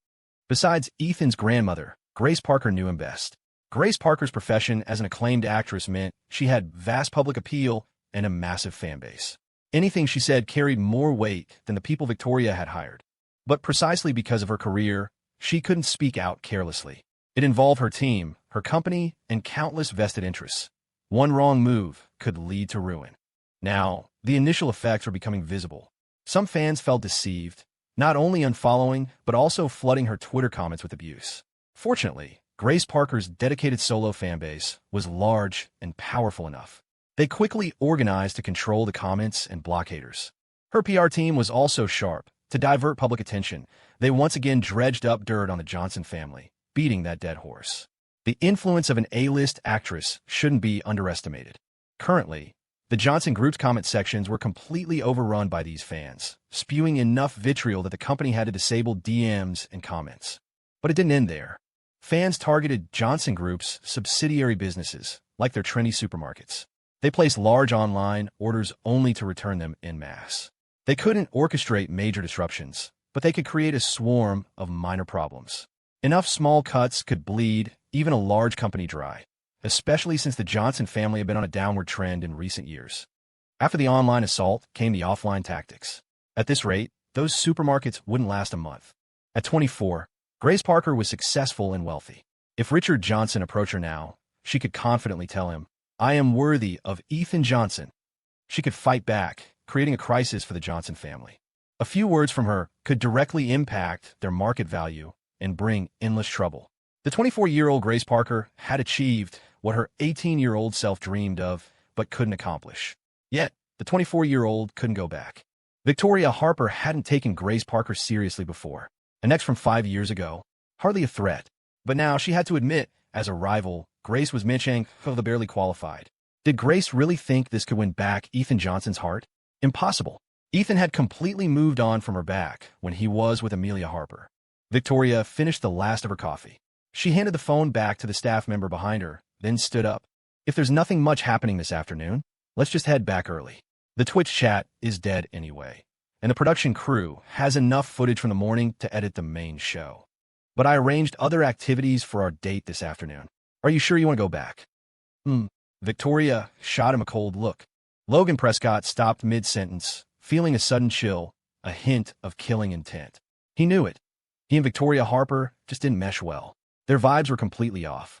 On his last date with Grace Parker, even though she clearly disliked him, she'd at least put on a front, maintaining some semblance of decorum for his sake. Victoria Harper couldn't even be bothered to pretend, disdaining even the idea of lying to smooth things over. Logan forced an awkward smile. Do you have work this afternoon? I saw you were on your phone for quite a while. Victoria, clearly not in a good mood, replied, No, I just find this whole outing tedious and want to go back and rest. Okay. Victoria possessed an undeniable, intimidating presence, an oppressive aura that left Logan unable to argue, only comply. On the way back, Victoria sat in the back seat while Logan drove. He inexplicably felt like a chauffeur driving his boss. Leaning against the window, Victoria listened through her earbuds as her assistant delivered a work report. The latest news from this morning was that Benjamin Harper was raising capital to buy the Westbrook District plot of land. The Westbrook District project was assessed as high risk with significant underlying problems. It looked incredibly valuable at first glance, but according to upcoming policy changes, it would soon become a worthless piece of dead land. Only the uppermost elite knew this inside information, very few people. Benjamin Harper's status wasn't high enough to grant him access to that circle, so he remained unaware. Benjamin not only wanted the project, but was also preparing to bid for the land itself, terrified someone else would snatch it up first. To achieve this, he had liquidated substantial assets, banking everything on making a killing from this venture. It seemed Victoria's lengthy investment of time and effort in subtly guiding him through planted insiders hadn't been in vain. As for Richard Johnson, her private investigator had sent a text message. Richard had recently been hospitalized. His condition seemed serious, but the cause was unknown. He had apparently been feeling slightly better today, but after glancing at his phone, he'd fainted again. Regarding Margaret Johnson, she was confined to her home with no news leaking out. William had spent just one day at the Mayo Clinic with Richard before leaving. He was currently heading this way, along with Amelia Harper. Victoria recalled the director mentioning last week that 2 guest stars would be joining the show. Turns out it was those 2. Judging by their departure time, they would arrive tonight. The director hadn't breathed a word, clearly intending it as a surprise. It was indeed surprising. She even felt a little eager to meet this niece of hers. Meanwhile, it took Grace Parker nearly 30 minutes to compose herself.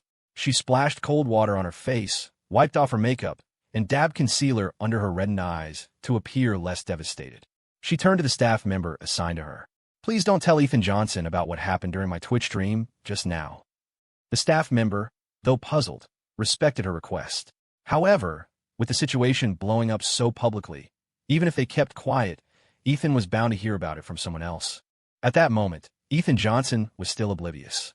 After waiting for Grace Parker at the restaurant for 30 minutes, he went to the bubble tea shop next door, ordered a hot drink, and continued waiting inside, enjoying the air conditioning. As he waited, he noticed people occasionally staring at him, but he didn't think much of it. Just as the staff member was debating whether to call and hurry Grace along, she returned. The redness on her skin could be masked by powder, but the telltale red in her eyes couldn't be hidden. It was obvious she had been crying. You've been waiting long, haven't you? Let's head to the next place. Grace wore a smile, appearing calm as if nothing had happened. She led the way nonchalantly, chattering as they walked. I saw a lot of shops selling handcrafted dolls over there. They look quite interesting. We could do some crafts this afternoon, or maybe go see a movie at the mall. Later, we can grab something to eat nearby. Let's skip the spicy food tonight. It's not good for the stomach. Ethan, who had rehearsed a whole speech of comforting words, found himself utterly speechless. An odd tension settled over them on the walk. It felt like 2 people fully aware of a painful truth, desperately pretending everything was fine just to maintain a fragile surface harmony. Let's skip dinner. I want to head back early this afternoon. Grace Parker was silent for a moment. She didn't ask questions, just said, okay. Passing by a plushie store, Grace Parker suddenly stopped. She looked at a bunny plushie on the shelf and tugged at Ethan's sleeve. Ethan, could you get me that bunny? Which bunny? Ethan turned to look. It was a lop-eared bunny wearing a little JK uniform. It did look a bit like Grace Parker. Of course, it was clear Grace Parker really liked the bunny. She held it tightly, unable to put it down, a faint smile playing on her lips. Ethan watched her for a moment before asking, do all girls like bunny plushies like this? I don't know about all girls, but I love it. And it's from you. The shop owner chimed in. Girls usually can't resist cute things. A plushie this size is perfect for cuddling at night, or just putting on a nightstand as decoration. Ethan glanced at the price. 2 or 300 yuan, not expensive. Ethan seemed suddenly interested. He went further into the store, looking at the various plushies displayed on the wall, his gaze finally settling on a white and pink fox. "Excuse me, could you get that fox down for me?" "Sure." The fox was on the highest shelf, easily missed by most customers. The owner used a long pole like one for hanging laundry to retrieve it. The little fox wobbled precariously in midair, about to fall, but Ethan reached out and caught it smoothly. Standing nearby, Grace Parker watched Ethan hold the fox. An image of Victoria Harper involuntarily surfaced in her mind. Like the fox, Victoria had a birthmark near the corner of her eye. Ethan was also staring at the birthmark, even touching it gently with his finger. Grace Parker tightened her grip on her bunny. Satisfied, Ethan put the fox down. "I'll take both of these." "How much?" After a discount and rounding down, the 2 plushies came to 500 yuan. Ethan still had $1,000 in cash remaining. Holding the bag, Ethan asked Grace Parker, "Is there anywhere else you want to go?" Grace Parker shook her head. "Wherever you want to go is fine. I'll follow you." Ethan headed straight for the shopping district he'd checked out earlier. He budgeted about 4,000 yuan for a necklace, then went to a cupcake bakery to decorate a cake. Grace Parker followed him quietly the entire time. She had already guessed who the gifts were for, so she didn't torture herself by asking. She squeezed the bunny's ear, thinking to herself that she was already quite content with today. While Ethan was decorating the cake, Grace's manager called again. Grace answered, "Lillian, I'm sorry." Her manager, Lillian Bennett, had discovered her and given her a chance. If Lillian hadn't fought for resources for her these past few years, Grace wouldn't be where she was today. Streaming on Twitch without discussing it first, Grace knew she owed Lillian an apology. Lillian swallowed the scolding words on the tip of her tongue, sighing with a hint of frustrated disappointment. "Don't bother finishing the shoot for this variety show. Pack up and come back." "Okay, I understand." Lillian sounded surprised. "I tell you to come back, and you just agree? Can you really bear to leave?" Grace Parker leaned against a wall, gazing at Ethan from afar. He looked completely focused, decorating the cake, drawing a crowd. Passers-by formed a circle about 4 feet away, taking pictures with their phones. Ethan never lacked admirers. Among all the people who liked him, she was just one, and perhaps the least qualified. Grace Parker lowered her eyes. "What does it matter if I can't bear to leave? He doesn't like me anyway." Lillian said, "What if you told him I forced you to break up with him back then? Does having a difficult reason make it any less of a betrayal?" Grace laughed, not bitterly, but with a sense of release. "Besides, he probably already has someone he likes now." Ethan was decorating a mango millefeuille. One look and Grace knew it wasn't for her. She was allergic to mangoes. There's a saying online that's quite true. All unhappiness stems from comparison. Maybe never seeing each other again was the best reconciliation for her and Ethan, the best ending for them. No need to clear up misunderstandings. They just needed to live their separate lives well. After hanging up with Grace Parker, Lillian sat in silence for a long time. She pressed her throbbing temples and made herself a cup of coffee. To the agency, celebrities were more like products. Their packaging was their public persona. The better the packaging, the more people would like them, and the higher the price they could fetch. Lillian Bennett first encountered Grace Parker on the set of a period drama. Grace was playing a young beggar, an extra with no lines. Her small figure was lost in the crowd, easily overlooked. But the moment the director yelled, "Action!" your eyes were drawn to her. Even as part of the background, without even a single close-up, she poured her heart into playing the role. She portrayed the beggar's suffering vividly. Her face was smudged with dirt, but it couldn't hide her beautiful eyes. It was the first time Lillian had witnessed such powerful acting through eyes alone. The numbness of a beggar born into hardship, the flicker of hope rekindled only to be extinguished, the loss of the will to live. Her eyes seemed to darken as if filled with ink, losing all light. Gold shines wherever it is. Lillian Bennett decided right then and there to sign Grace Parker. Signing Grace Parker was easy. Lillian gave her a week to think it over, and she agreed. Grace Parker had good features. She was naturally beautiful, born to be in this business. The day they signed the contract, Grace told her bluntly that she wanted to become famous, earn a lot of money, and change her life. Good. Lillian liked ambitious people. Lillian gave Grace Parker favorable terms in the contract. For her very first role, she cast her as the female lead in a school idol drama. The character's persona, appearance, and personality seemed tailor-made for her. To make her famous, Lillian Bennett devised a complete star-making plan. Beyond acting, it involved post-production marketing and hype, including the essential shipping of on-screen couples. Grace Parker initially refused to participate in the couple hype. When asked why, it turned out she had a boyfriend. Lillian explained the pros and cons to Grace. Promoting the CP was just work. Once the drama finished airing, they would work on purifying the fan base, converting couple fans into solo fans. To gain a foothold in the entertainment industry, you needed a strong fan base. Don't you want to change your life quickly? This is your chance. She coaxed Grace Parker into going along with the plan. Grace Parker's first leading role became a huge hit. Her CP fans outnumbered her individual fans. Through the couple hype, she landed numerous commercial appearances and endorsements, rising from obscurity to become a third-tier actress. It was precisely because of this breakthrough that Grace Parker gained some negotiating power.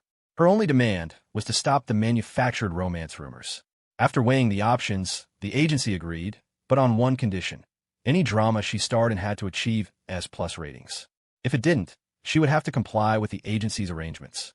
At 19, Grace Parker was still naive, believing she and her boyfriend could stay together forever and eventually get married.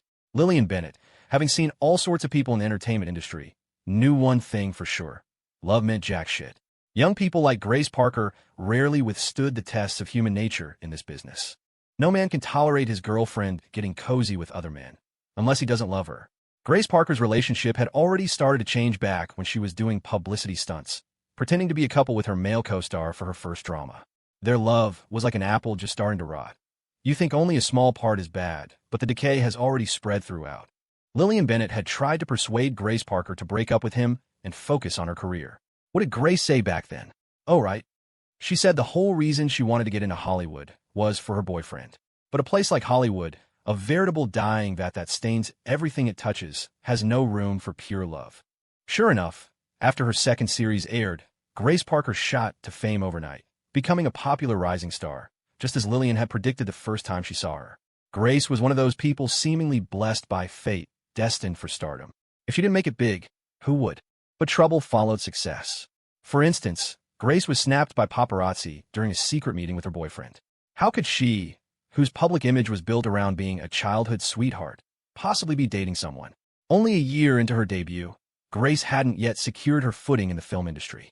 She needed her fan support, and for fans, an idol dating is the ultimate betrayal, a career collapse. So, the choice was stark. Announce the relationship or break up with her boyfriend. Announcing it would inevitably lead to a massive loss of fans, canceled endorsement deals, and likely destroy any chance she had of ever reaching the A-list. There were too many examples of stars whose careers imploded after revealing a relationship. The film industry has no shortage of newcomers. If you disappear today, someone else will take your place tomorrow. Gradually, even those who like you will forget you.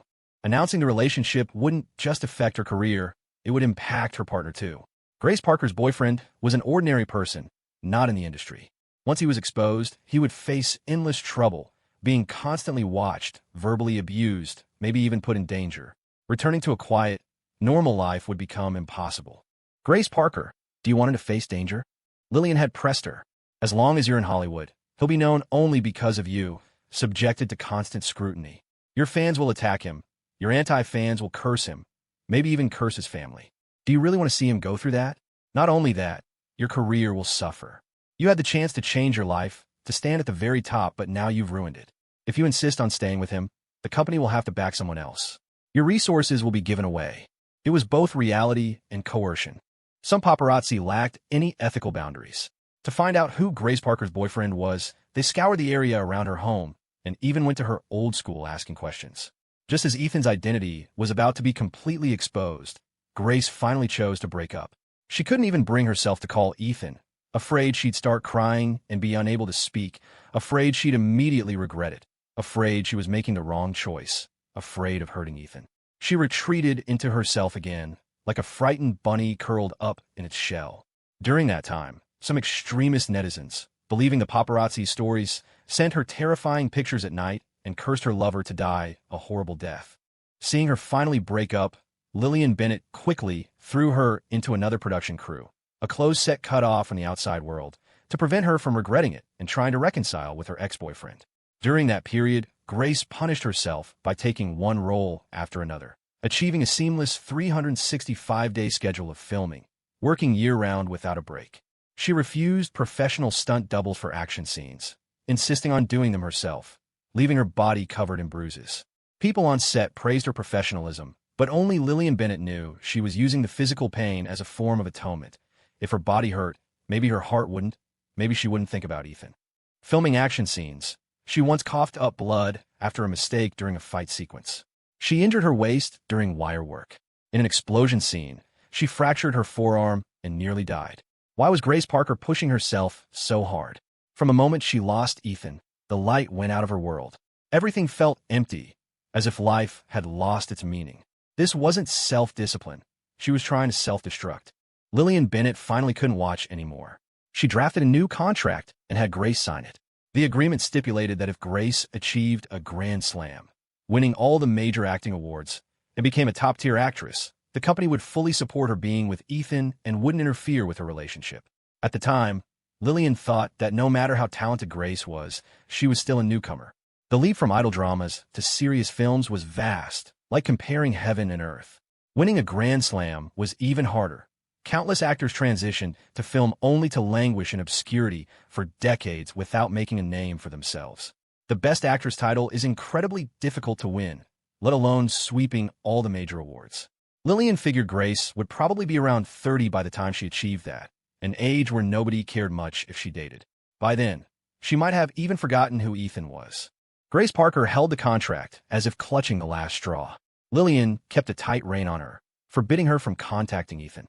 To cure her love brain, Lillian kept her constantly busy with filming or shooting commercials, leaving no time for rest, let alone chasing after Ethan.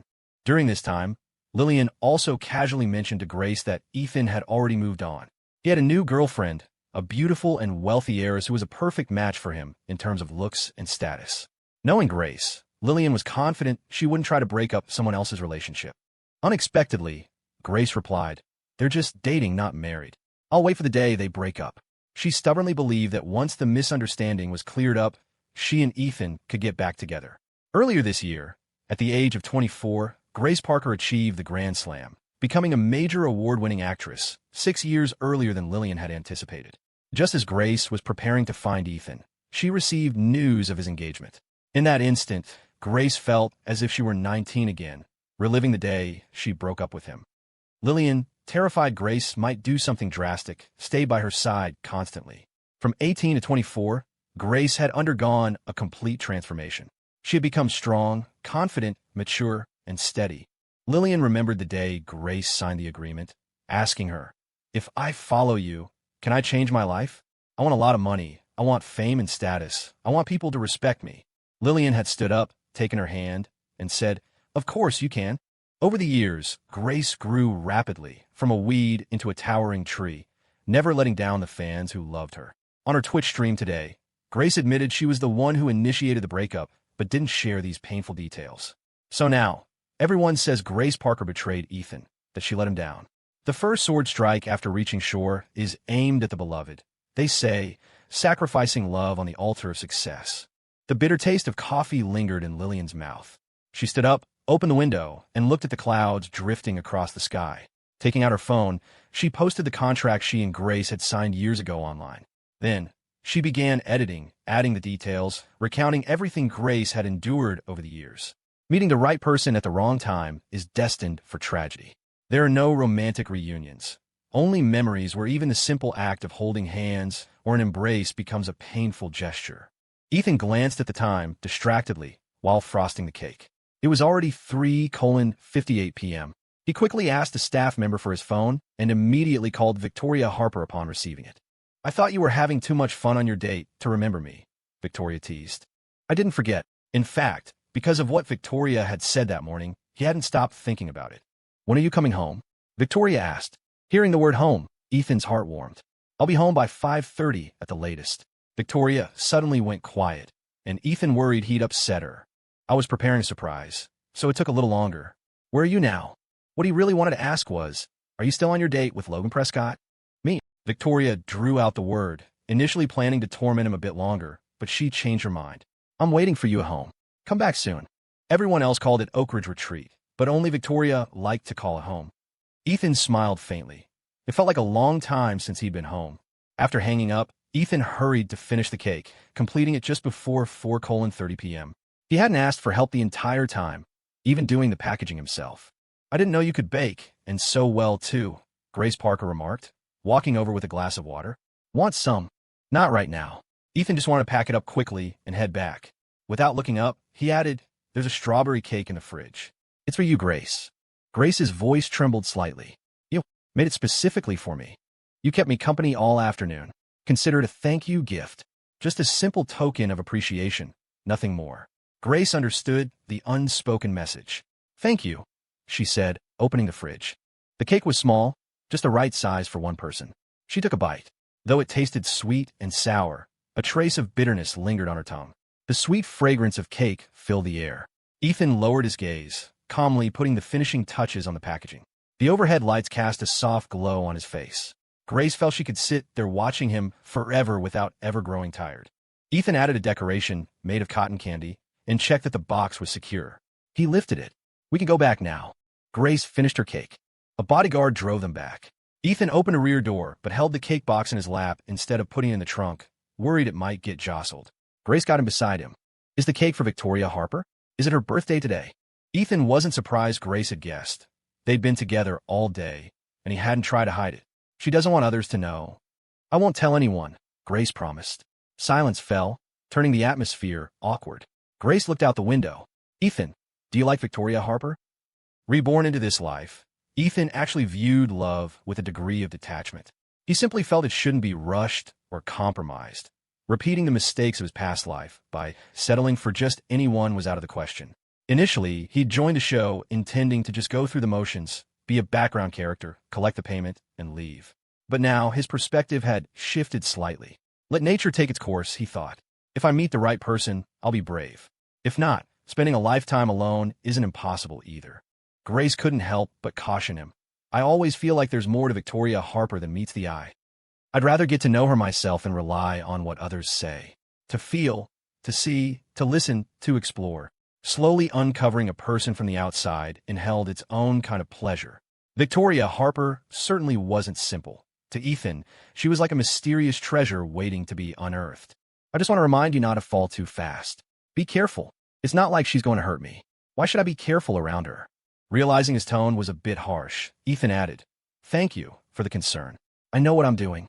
It was normal for Grace to be wary of Victoria, given how little time she'd known her. He was different.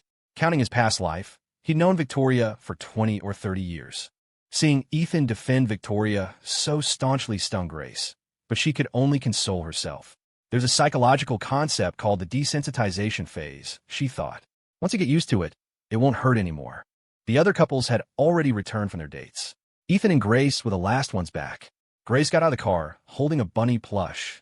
"Is that fox plush you bought for Victoria Harper? Do you need me to give it to her?" Grace figured since she shared a room with Victoria, she could pass it along if Ethan wanted to avoid drawing attention. "No need," Ethan declined immediately. "She'd probably be happier if I gave it to her myself." The gift was important, but so was the act of giving it.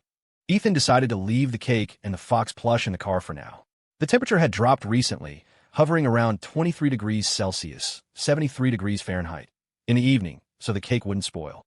Entering Oak Ridge Retreat, the first person Ethan saw was Victoria Harper. Strangely, she wasn't wearing the red dress from the morning. "You're back." Ethan raised his wrist, showing her his watch. "I'm not late. It's exactly 5:20. Victoria had been sitting on a wicker chair. Seeing Ethan, she stood up and gave him a thorough, appraising look from head to toe. Her gaze felt so direct, it was almost like stripping him bare. She walked right up to him. "Where's my surprise?" "It's in the car." Ethan paused. "There are too many people around now. I'll give it to you tonight." Truthfully, she desired Ethan himself more than any material object. Having him gift-wrapped and tossed on her bed would be the biggest surprise. "Where tonight?" "In your room." The question hung suggestively in the air, but Ethan seemed oblivious to the flirtation. "My room isn't that interesting," he replied earnestly. "I'll take you somewhere outside." "Who says your room isn't interesting? I like it very much, especially your bed. It looks very comfortable, but outside is fine too. I'll follow your lead." She hadn't seen him all day and felt like teasing him until he blushed. "I'll wait for you to knock on my door tonight." As Victoria finished speaking, the corner of her eye curved slightly, and the birthmark there seemed to flush a faint pink. Victoria was like an ancient fox spirit, One careless step, and you could fall into a trap she'd carefully laid. She hadn't been like this at the beginning, Ethan mused. He wanted to correct her, to tell her not to say things that could be so easily misunderstood. Just as he was about to speak, Olivia Bennet ran over, clutching a piece of pottery. "Ethan," she exclaimed, "where did you and Grace Parker go today? Why are you back so late?" "Nowhere special." Olivia held up a ceramic pot the color of mud. "Look, what do you think?" Before Ethan could answer, she rushed on. "Christopher and I made this pot. It's not worse than the one you and Victoria Harper made, right? Not only did we do crafts, but we also went to the aquatic park, saw the animal show, and there was lots of great food nearby. We ate and walked around and took tons of Polaroids. I'll show you later." Ethan quickly processed her words. Wasn't that exactly where he and Victoria had gone on a first date, doing the very same things? Olivia Bennet kept talking while secretly sneaking glances at Ethan's face. Was he paying attention? Was he upset? Did he feel anything seeing her go on a date with another man? "Christopher's really amazing," she gushed. "He's great at taking pictures. He even crouched down to find the best angle, made my legs look long and slim. He's so thoughtful and patient, too. I only mentioned something once, and he remembered it. And also," Ethan listened attentively, without any sign of impatience. Olivia's enthusiasm instantly felt like it had been doused in ice water. Her open mouth slowly shut. After a moment of silence, she asked, "Ethan, what do you think of Christopher? Why are you asking me that?" Olivia clutched the pottery workshop in her arms and mumbled awkwardly, "I mean, guys know the guy's best, right? I haven't spent as much time with him as you have. You just went on a date with him today. Don't you have a sense of what he's like? If you really want to get to know him, you should feel it for yourself. What others say might not be true, and it's not fair to him either. I'm not trying to get to know him. I just want to see how you..." Olivia's face turned red as she almost blurted out the truth. Flustered, she shot Ethan a glare. So much for adrenaline bonding. It was useless. This blockhead Ethan was actually advising her to connect with Christopher sincerely? Was he really that eager to see her with someone else? After the anger came disappointment, like a balloon suddenly deflating. The Olivia who had been full of energy a moment ago now felt tight-chested and suffocated. Nearby, Victoria Harper watched with a smirk, looking like she was enjoying the drama. There was even a trace of disdain at the corner of her lips, as if she had seen right through Olivia's thoughts. Olivia suddenly felt ridiculous, like a clown under a spotlight. She hugged the pottery workshop tighter, her arms trembling like she might crush the clay inside. "It's nothing. I just think Christopher's great, better than you. Smarter, more capable, more romantic. He understands women better, too." Victoria Harper let out a laugh. "Well, if you think he's so great, why don't you just be with him? Our whole production crew is about DM matches anyway. If you pick Christopher, no one's going to fight you for him. We'll all support you. Who I end up with is none of your business." Victoria tilted her head toward Ethan and said with mock surprise, "You're right. It's none of our business. Isn't that right, Ethan? Our, not my. Just one word, but a world of difference." Ethan gave a simple yeah, and Olivia's face instantly went pale. A wave of hurt surged up out of nowhere, her nose stung, and her eyes turned red. Olivia had always been quick to cry. She liked throwing jabs, but couldn't win a real argument. Her words were shallow, while others' comebacks always hit the mark. Seeing Ethan side with Victoria Harper without hesitation, Olivia tried her best to hold back her tears. Why was he defending Victoria? Didn't her identity bother him at all? She was Amelia Harper's aunt, for crying out loud. Olivia gave Victoria a weak glare. Crying now would be humiliating. No matter what, she couldn't lose her edge. If she was going to compete with Victoria for a man, she couldn't let her look down on her. Victoria couldn't be bothered. In her eyes, Olivia was just a kid, not worth the energy. Amelia Harper was already on her way. Olivia liked to think of herself as Amelia's best friend. Would she still dare chase after Ethan once Amelia arrived? Victoria knew her niece well. Anything that had once passed through her hands, she wouldn't let go of easily, not even to destroy it. Anyone who dared challenge her would face her wrath. That night, Grace Parker and Logan Prescott were in charge of dinner. Grace's specialty was porridge, and she was making a millet and yam one, good for the stomach. While the porridge simmered, a few side dishes were being prepared. With Ethan and Victoria joining in, dinner came together quickly. They'd been filming the show for 20 days now, but there still weren't fixed seats at the table. Every meal turned into a silent battlefield. Viewers loved these chaotic dynamics. Always something to comment on. Every time Ethan sat down, it was like Tang Monk entering the Spider Demon's cave. Victoria Harper always managed to sit next to Ethan. She didn't believe in playing it cool. She went straight for what she wanted, even calling Ethan over to sit beside her. Most of the time, it was Grace Parker and Olivia Bennet quietly fighting for position. If they couldn't sit next to Ethan, they'd at least try to sit across from him. But tonight, something changed. Christopher sat down and called out, "Olivia, come sit next to me." Olivia glanced at Ethan first. Seeing no reaction, she walked over and took the seat. Christopher smiled and served her a bowl of porridge. The six of them chatted as they ate, mostly about that day's DM matches, where they'd gone, what they did. Ethan was the one who got asked the most questions. As he answered, he sensed that some people were giving him strange looks. Some were amused, some sympathetic. It felt like something had happened that he didn't know about. But Ethan didn't press it. Christopher chimed in, "We went to Aquatic Park today. You know, the place you went with Victoria last time? It's honestly perfect for DM matches. Olivia had a great time. If I'd known, I wouldn't have switched last time." Logan Prescott wasn't thrilled to keep talking about the DM matches. Today he was either playing chauffeur or son. Not a fun day. It was becoming obvious to him that this whole show was built around Ethan. Victoria, Harper, and Grace Parker were clearly here for him. And as for Olivia Bennet, she looked at Ethan no less than 50 times during dinner. Christopher might think he was doing great, but didn't he realize he was stuck in Ethan's shadow? The second round of DM matches was planned by the female contestants. Out of all the places Olivia could have picked, she chose the one Ethan had already been to Aquatic Park. After dinner, some people washed dishes, others went to freshen up. Once the table was cleared, Victoria Harper washed her hands and returned to her room. She turned on the lights and saw a bunny plush sitting on Grace Parker's bed. Spotting the stuffed bunny on the bed, the one that bore a striking resemblance to Grace Parker, Victoria Harper's expression hardened, her brow furrowing. Just then, Grace Parker returned from washing the dishes. As soon as she entered the room, she saw Victoria Harper looking at the bunny on her bed. Grace picked up the stuffed animal. "Ethan bought this for me," she said. "Doesn't it look just like me?" Even though Grace recognized she no longer had any claim, facing Victoria Harper brought out her competitive streak. She refused to concede defeat. How could you just let go? Ethan was the man she had loved for over a decade. She'd shared so many of her firsts with him. Even after 5 years apart, she couldn't forget him, clinging to memories to survive the agonizing days. The thought of the man she loved holding someone else someday, of another woman being the one beside him at night. The heartache was indescribable. It seemed even an award-winning actress couldn't mask her true feelings off-screen. Victoria Harper wanted nothing more than to shove Grace in front of a mirror and force her to see the bitter envy burning in her eyes. Victoria Harper looked away, approaching Grace with a smile curving her lips. "Then tell me, did he give this to you willingly? Because if not, it's just charity. Personally, I wouldn't want something like that."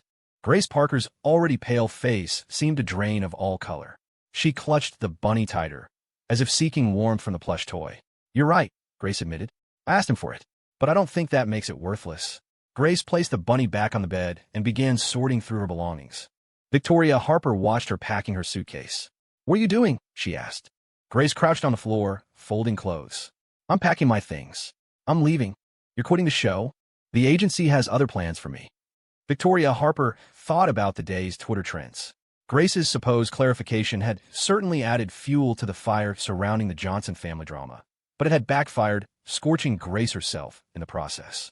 Grace was famous, and the resulting backlash was severe. Netizens dug up old incidents, latching onto them and blowing trivial matters completely out of proportion. So, Victoria Harper concluded it wasn't Grace's decision to leave, but her agency pulling her out. They wanted her to lie low for a while, wait for the storm to blow over before letting her back into the public eye. Victoria Harper. Grace stood up, her gaze serious as she looked directly at Victoria. "I know there's more to you than meets the eye. You love Ethan, and I have no right to stand in your way. But please, I'm begging you, don't hurt him. Don't give up on him. Love him a little more than anyone else would, and take good care of him." "I love him no less than you do," Victoria retorted. "Anything you think you can do for him, I've already done, and probably done better. I know about your past with Ethan. You broke up 5 years ago. You were the one who left him. You gave up on him then, and now you're back? Let me ask you something. Do you even know the difference between obsession and love?" Grace seemed momentarily lost, a pained smile twisting her lips, looking worse than if she'd cried. How many people confused love with obsession? You couldn't have him because he was never truly yours to begin with. You couldn't let go because you simply couldn't accept it. She kept remembering the Ethan of the past, ignoring the man he had become. Wasn't that a form of obsession itself? Perhaps love inspires growth, while obsession demands you change for the other person. The more she had tried to change for him, the deeper her fixation had become. Grace asked, "Victoria Harper, have you always looked down on me?" "It's not that I look down on you," Victoria replied coolly. "It's that I've never even considered you worth noticing. Your only reason for being here is to get back together with Ethan. But mending a broken mirror implies one of three things. Either it was never truly broken, or there was never a mirror in the first place, or it was never whole to begin with. Which of those do you think fits your situation?" Victoria sat in her chair, hand resting casually on the armrest, tilting her head slightly, looking every bit the imperious queen. "My impression of you wasn't great before, I admit. You've been an actress for so long. You seem to have forgotten that real life doesn't follow a script. You're too arrogant, thinking you can control everything. Take this online mob attacking Ethan, for example. I refuse to believe you only found out today. What were you thinking over the past couple of weeks? Weighing the pros and cons? Trying to have your cake and eat it too? You should know you can't have it both ways. The more you grasp for, the more you'll ultimately lose." Grace countered. "And what exactly did you do for him?" Victoria looked exasperated, raising an eyebrow. "Why don't you guess why nobody online dares to spread rumors about Ethan anymore?" Faced with true power, problems that seemed insurmountable to others were trivial matters to her. This was the first time Victoria had openly displayed her capabilities in front of Grace, and she saw exactly the shocked expression she had expected. Grace murmured, "So it was you." Her manager had texted her repeatedly, warning her to stay out of it, saying that Ethan had a powerful backer handling the clarifications and legal issues. Grace had run through a list of potential benefactors, but Victoria Harper had never once crossed her mind. How formidable was this woman? If this was true, how could Grace possibly compete with her? "Anything you can do for him, I can also do," Victoria stated calmly. "But the things I can do, I doubt you're capable of them." Victoria rose and approached Grace gracefully. "You're Ethan's friend, so that makes you my friend too," she said, her tone surprisingly magnanimous. "And as a friend, I promise you, I will treat Ethan very well." Simply put, Victoria thought, whether I tolerate her presence depends entirely on how she defines herself now. Friend or rival. If Grace could accept reality, then maybe when she and Ethan got married, Grace could come to the wedding. Maybe even visit once a year for dinner. But that was the limit. Victoria wasn't known for her generosity in these matters. Victoria was making it crystal clear Grace couldn't win. There was no chance of reconciliation with Ethan. Under the force of Victoria's presence, Grace instinctively took a small step back. "Victoria Harper," Grace asked, her voice strained, "if you were in my shoes, could you really let go this easily?" "Don't be ridiculous. I could never be you," Victoria scoffed. "If I had managed to hold on to him, I would have clung to him for dear life. Not even death could make me let go." For Victoria, all strategic calculations flew out the window when it came to Ethan. He was her only choice, her absolute priority, provided she got the chance to be with him. "I understand why you can't let him go," Victoria said, almost sympathetically. "Treasures are always coveted, after all." She patted Grace's shoulder like a knowing older sister. "Don't worry, I'll let you watch us. Keep watching, and eventually you'll get over him. Think of it as exposure therapy." Words felt like cement in Grace's throat, hardening and spreading through her veins until her whole body felt stiff. After a long, heavy silence, she finally managed to speak. "Fine," she choked out. "I'll be watching." In that moment, the two adversaries reached a strange kind of understanding. Reflecting on it, Grace realized her feelings toward Victoria were less jealousy and more raw envy. Envy for her freedom, her power to act without constraint, to do exactly as she pleased. She had lost. By clinging to memories of an 18-year-old Ethan, she had already proven herself unworthy of the man he was now. Compared to Victoria Harper, she didn't stand a chance. At 10 p.m., when everyone else had gone back to their rooms to sleep, Ethan knocked on Victoria Harper's door.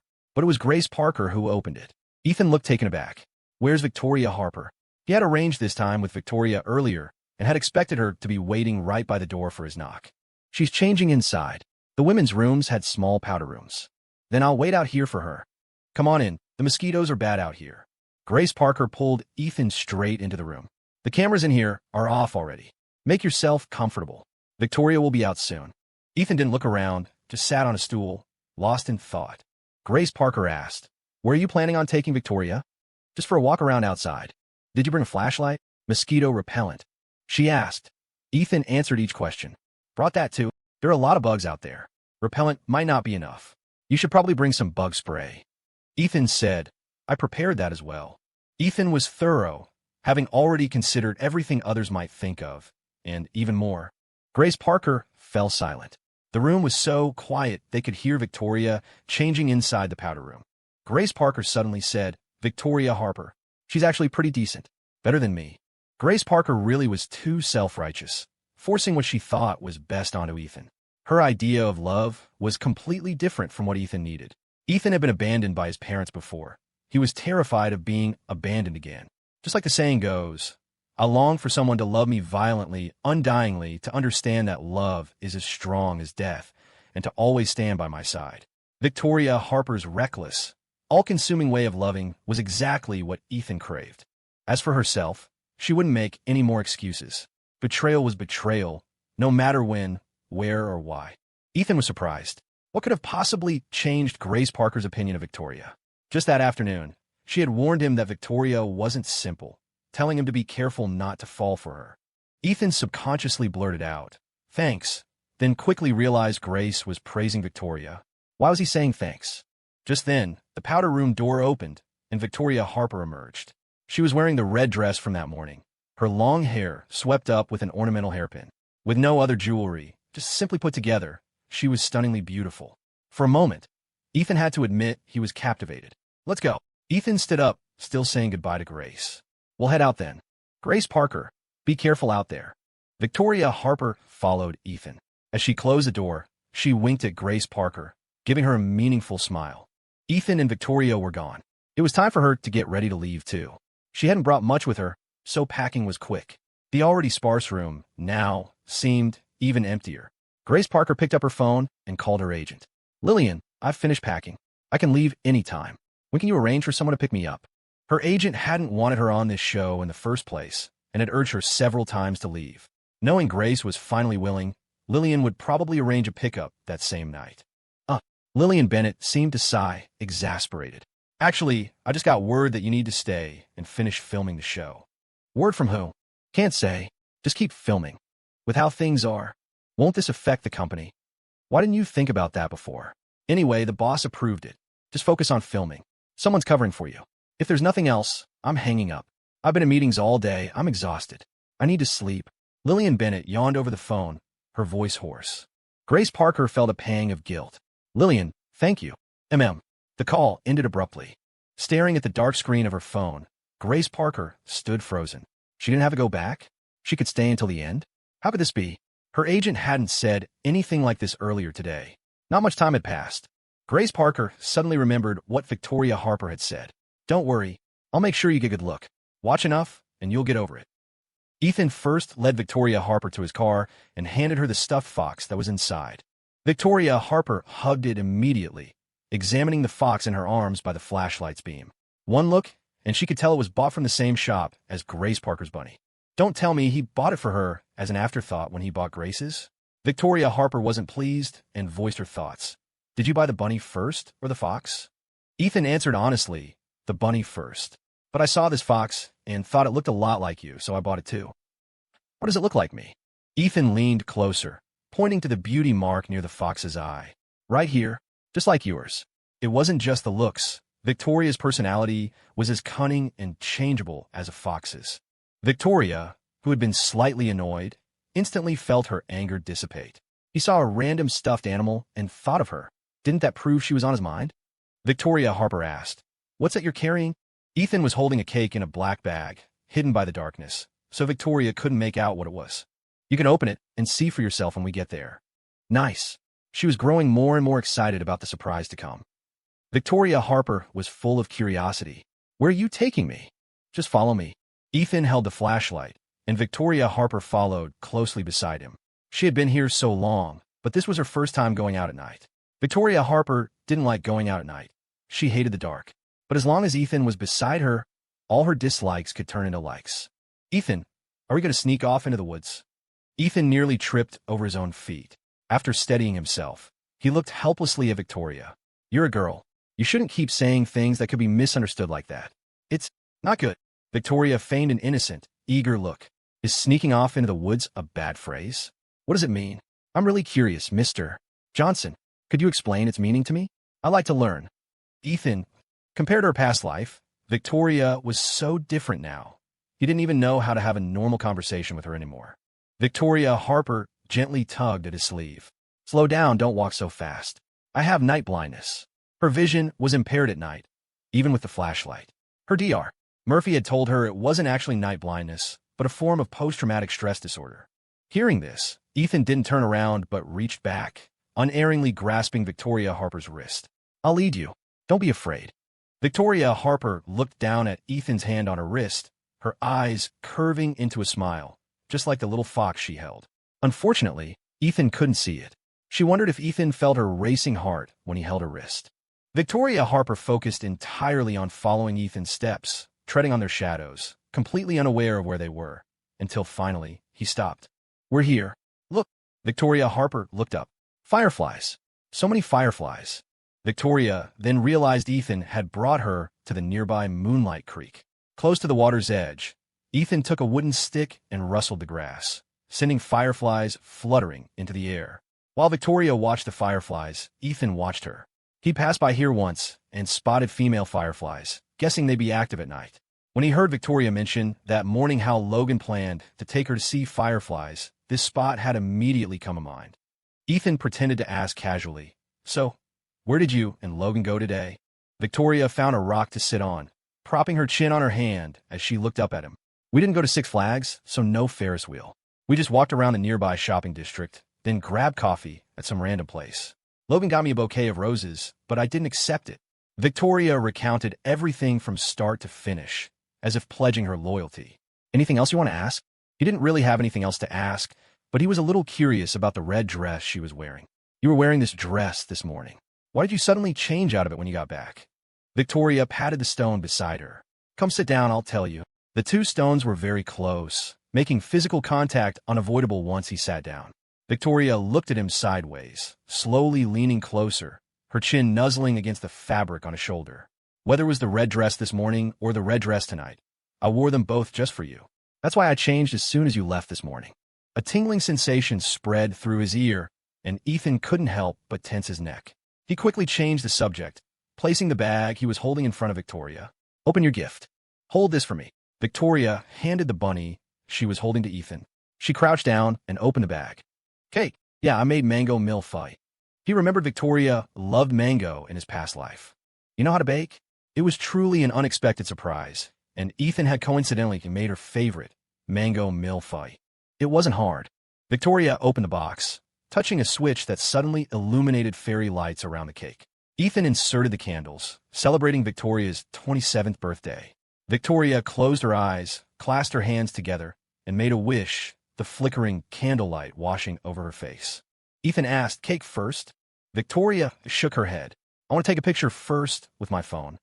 She adjusted the brightness on her phone and handed it to Ethan. The scenery was so beautiful it didn't need editing or filters. Any shot would turn out perfectly. Victoria sat amidst the fireflies, the candlelit cake beside her, clutching a pink bunny plush. She looked up and smiled, the night breeze gently caressing the stray hairs around her face, her eyes misty like water, reflecting countless stars. Ethan crouched down, found a good angle with the phone, and quickly snapped a photo. Got it. Hold on. Ethan stood up and walked towards her. There seems to be something on you. What? Victoria thought it was a bug and raised her hand to brush herself off. Don't move, Ethan called out as he reached towards her. Victoria froze, watching nervously as Ethan approached. The only sound was the rustling whisper of the wind through the treetops. Ethan's fingertips brushed against the little bunny in her arms. She lowered her head and, in the dim light, saw Ethan pull something out from within the plush. Ethan held it up. A necklace dangled in midair. His eyes held a smile, his voice extremely gentle. For you, it was a delicate chain meant to rest on the collarbone, adorned with only a single ruby pendant. Simple styles like this were foolproof and easy to pair with outfits.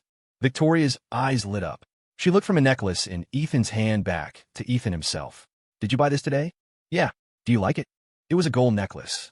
Gold was never cheap. Based on market prices of $50 to $60 per gram, plus craftsmanship, this necklace likely cost several thousand. To the truly wealthy, a few thousand was like a few hundred, insignificant. Victoria had seen her share of extravagant gifts, ranging from millions to tens of millions. Once materially satisfied, people start seeking emotional connection. The value of a gift lies not in its price tag, but in the sincerity poured into it. Ethan had spent the entire day completing tasks, exchanging his points for $1,000 cash. He had used that $1,000 to buy her the most precious gift he could afford. He probably had almost nothing left on him today. Victoria took the necklace from Ethan. "It's beautiful, I love it. I feel like it matches my dress perfectly. Can you help me put it on?" A necklace like this is too cheap for Victoria. She deserves better, Ethan thought silently as he took the necklace back. After the recording ends, I have to buy her a truly fine necklace. Victoria felt the warmth radiating from behind her as Ethan fastened the necklace. His fingers brushed against her skin unintentionally, making her heart skip a beat. The desire to hold on to Ethan, to not let him go, deepened within her. The fireflies drifted upwards, seeming to merge with the starry expanse above. The moonlight was brighter than any flashlight, casting a pale silver glow on Ethan. He seemed like the moon, like her moon. Saying anything now felt like it would break the mood, so it was better left unsaid. Mosquitoes were abundant at night, and even repellent wasn't foolproof. Ethan had brought bug spray, but it had a strong smell. It would kill the mosquitoes, but the fireflies would die too. Ethan took off his jacket and draped it over Victoria's shoulders, covering her arms. "Victoria, I'm not cold." Ethan explained, "It's to block the mosquitoes." "If it's blocking mosquitoes for me, what about you?" Victoria stared at his exposed arms. She had no idea what blood type Ethan was, but he was a mosquito magnet. Then again, rumor had it mosquitoes preferred sweeter blood. Victoria's dark eyes deepened as she looked at Ethan's thin lips, suddenly overcome with the urge to taste them and see if they were really that sweet. Ethan, completely unaware of Victoria's hidden thoughts, awkwardly held out his bare arms. "This way, the mosquitoes won't bite you, because they'll all be drawn to me instead." Victoria lowered her head, hiding a chuckle. She adjusted the jacket around her. Ethan looked slim, but his clothes were roomier than expected. The single jacket enveloped her completely. Victoria sat crouched on the ground, her hands gently clutching the fabric, which still held Ethan's lingering scent and warmth, making her feel as if he were holding her. She tilted her head slightly, nuzzling her face against the collar, sniffing it gently, like a little fox cub in the wild. "It's almost dawn. Should we head back?" Ethan asked. Victoria nodded. "Okay, let's go back." Her legs were a bit stiff from sitting so long. Seeing Ethan offer his hand, Victoria reached out and took it, using his leverage to stand up, nearly stumbling into his arms in the process. Ethan steadied her, then carefully cleaned up their trash. Holding the bag and flashlight in one hand, he took Victoria's hand with the other. They strolled back to Oak Ridge Retreat, only to find 3 cars parked outside the main courtyard. Ethan glanced at the license plates and immediately recognized one as the Harper limousine. Soon after, he saw its owner inside, Amelia Harper. Amelia and William arrived together. The director had arranged for them to rest overnight at the Rosewood Grand Hotel and come the next day, making it easier for the crew to film. But Amelia wouldn't hear of it, insisting on coming straight through the night. As a result, they arrived at 11:57 p.m., just 3 minutes before midnight. Amelia was exhausted too.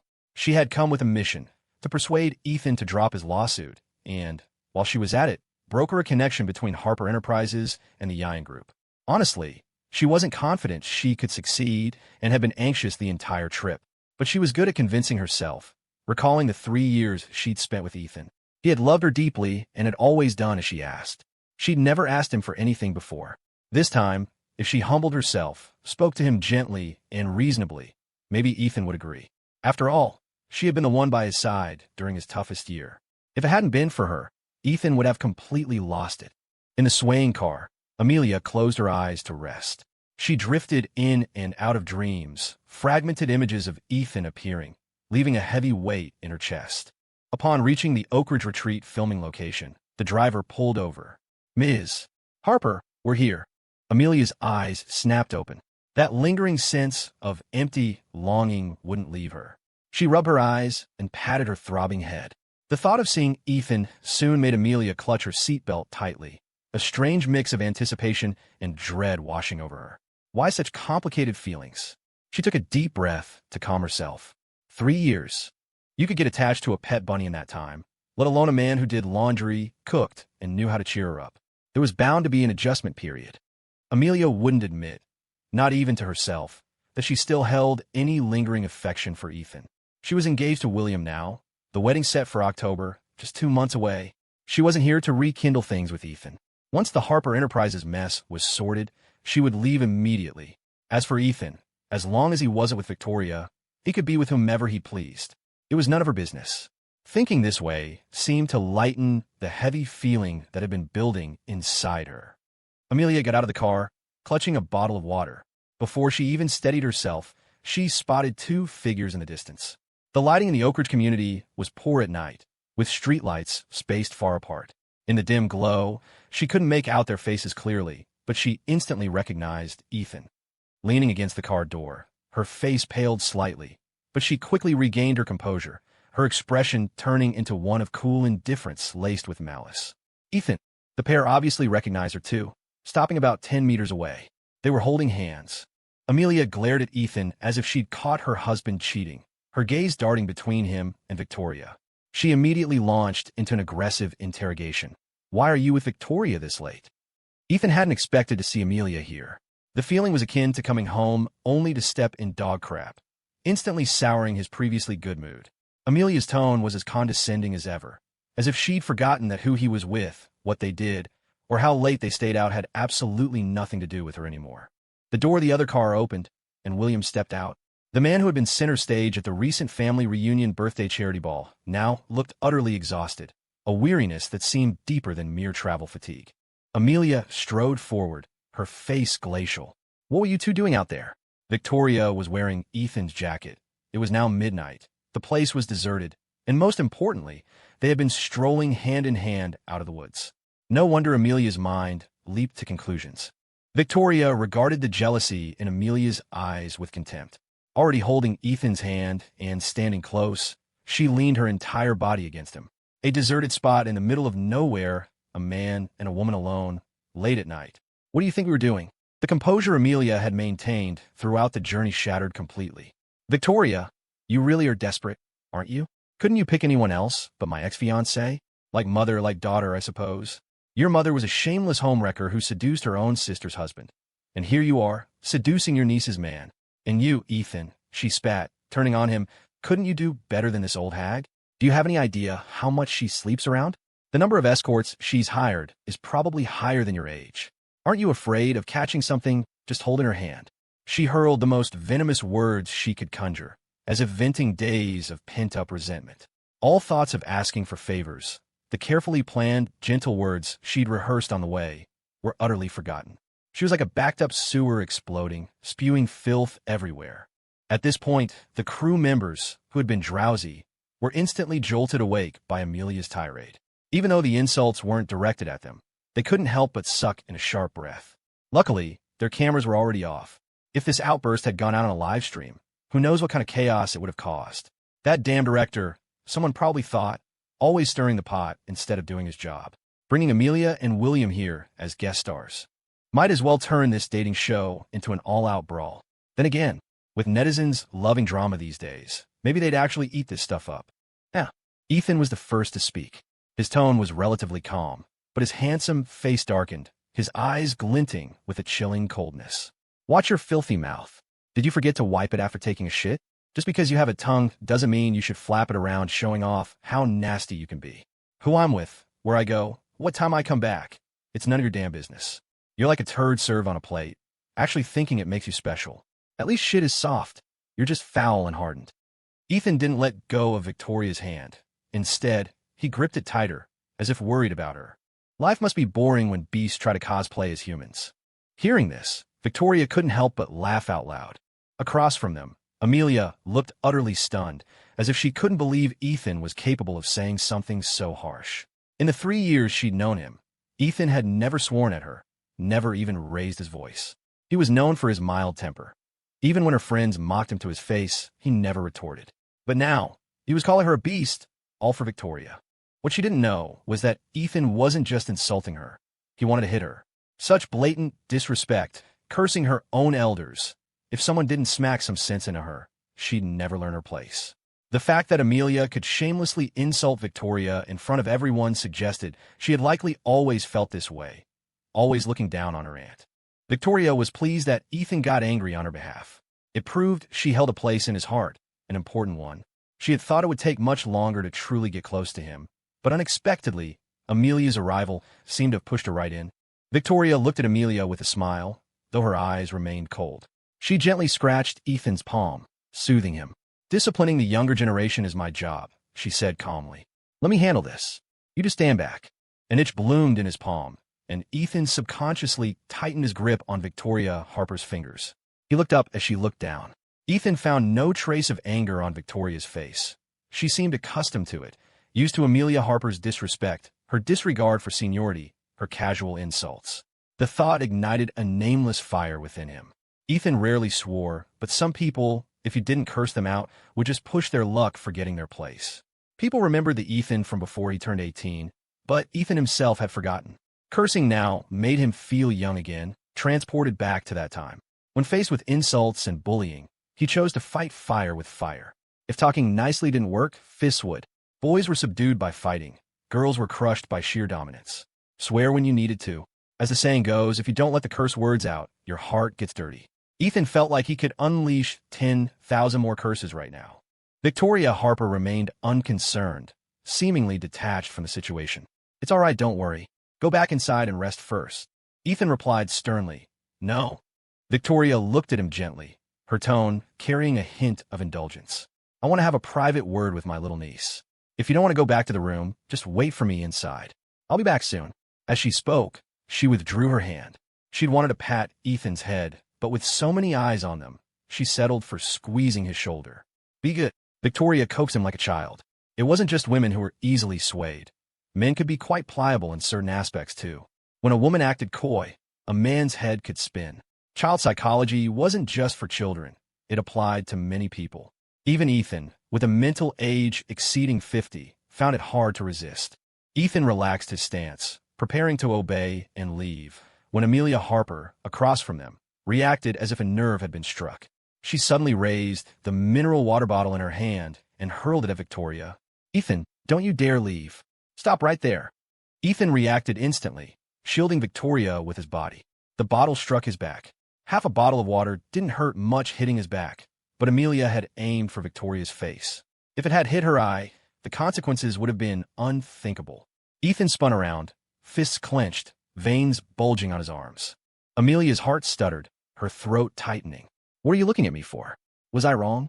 You break off our engagement and immediately get involved with Victoria Harper? And you yell at me like this for her? Were you two hooking up behind my back all along? Ethan, you call me shit? Then what does that make you? If I hadn't pulled you back on that rooftop of the Mayo Clinic back then, you'd be dead. I gave you a second life." Amelia's mouth opened and closed, undoubtedly adding fuel to the fire. Violent impulses surged through Ethan. He wasn't typically hot-headed, but in this moment he saw red. Victoria lifted Ethan's shirt to check his back. "Does it hurt?" "No. It's all my fault. If it weren't for me, she wouldn't have hit you." Victoria stood behind Ethan, her soft voice tinged with sadness and grievance. "Ethan, I want to talk to Amelia properly. Make her understand there's no misunderstanding between us. What was there to talk about with someone like her? And this wasn't Victoria's fault anyway." Ethan turned back to look at her. Victoria's eyes seemed to hold a magical quality. She carefully cradled his clenched fist, instantly soothing his temper. Compared to the ferocious, harpy-like Amelia, Victoria was like a delicate flower bud glistening with morning dew, fragile and beautiful, needing to be cherished and protected. Ethan took a deep breath. "Call me if anything happens. I won't go far." Having finally coaxed Ethan away, Victoria watched him walk off before turning to Amelia. Hostility instantly condensed in her features, her pupils dark and devoid of warmth, as if looking at something inanimate. A sliver of fear struck Amelia, but she quickly composed herself, deciding Victoria wasn't that scary. She'd always been useless at Harper Enterprises. Even just now, when Amelia threw the bottle at her, all she could say was, "It's all my fault." Utterly spineless. Only Ethan would fall for it. Amelia was so angry she could barely breathe, wishing she could rip off Victoria's mask right then and there. "Victoria Harper, how can you be so fake? You don't like me being fake?" Victoria maintained her aggrieved expression, looking like a helpless, fragile flower. Such hypocrisy. Thinking of Ethan's repeated defense and concern for Victoria, Amelia clenched her fists, nails digging so deep in her palms she didn't feel the pain. Victoria slowly walked towards her. If a man hit a woman, right or wrong, he'd be looked down upon. Because men were naturally stronger, they'd be accused of bullying the weak, suspected of being abusers, condemned as immoral and ill-bred, followed by a dismissive. Is he even a man? No matter what, you shouldn't resort to violence. Violence solves nothing. Harmony is best. So, teaching Amelia Harper a lesson was something she had to do herself. You don't like me being fake? Fine. Victoria's voice dropped. Then I'll stop pretending. Before Amelia could react, Victoria slapped her hard across the face. Amelia, already weary from a full day of travel, couldn't withstand the blow. Victoria's slap sent her stumbling to the ground. But it wasn't over. Before anyone else could react, Victoria kicked Amelia in the stomach, aiming for where it hurt most. Seeing her try to scramble away, Victoria grabbed her hair, yanked her closer, and delivered 2 more slaps, left and right, leaving Amelia's face red and swollen. Amelia started screaming. She tried to fight back, but she was no match for Victoria's strength. Pinned to the ground, Amelia struggled like a slippery loach, shrieking, "Victoria Harper, let go of me. I'll have my uncle tie you up and deal with you. I won't let you get away with this. You bitch. You slut." At the mention of her uncle, Victoria, who had been about to let her go, kicked her twice more. "How old are you? Still running to tell the adults? I'd like to see how you won't let me get away with this." Victoria fished Amelia's phone from her pocket, opened the camera app, and aimed at her face, taking 2 photos. The flash was blinding. Amelia cried out and tried to shield her face, but Victoria quickly stomped on her hand, grinding her heel slightly. "Don't move, niece. Careful with your hand." Fear finally gripped Amelia. Her body trembled uncontrollably. The mouth that had been running so fiercely moments ago could only quiver now as she helplessly watched her trapped hand. After taking the pictures, Victoria tossed the phone down in front of Amelia for her to see. In the photos, Amelia's hair was a mess, her face swollen like a pig's, stripped of any resemblance to the young heiress she was. For a woman obsessed with her appearance, this was undoubtedly a massive blow. In contrast, Victoria remained elegant and composed. Despite the kicking and hitting, not a strand of hair was out of place. She tucked a loose lock behind her ear and looked down at Amelia condescendingly, her eyes brimming with contempt. "Got the photos for you. Go send them to your daddy and your uncle. Tell them I'll be waiting." Brutal. Absolutely terrifying. Now, I finally understand why Victoria Harper sent Ethan away beforehand. She must have been afraid of scaring him. You could tell Victoria Harper knew how to fight. Her strength was formidable, and this was her holding back. If she hadn't, she probably could have beaten Amelia Harper to death. After all, this is a society ruled by law, and with so many people watching, Victoria Harper couldn't actually deliver a fatal blow. The others reacted quickly too. Seeing Amelia Harper getting unilaterally pummeled by Victoria Harper, they rushed forward to intervene. As her aunt, disciplining her is for her own good. With a personality like hers, she'll easily suffer out in the world. If a child isn't taught properly at home, society will teach them a lesson later, and by then, it'll be too late for regrets. The message was concise. "I'm teaching my junior a lesson. Stay out of it." Seeing Victoria Harper had stopped hitting her, the production crew didn't step forward. Instead, they sneakily texted the director, asking when he would arrive. Only William went up. He first looked at Amelia Harper's face, then turned to Victoria Harper. "She's your niece, after all. How could you beat her like this? We still have to film tomorrow. How are we supposed to film now?"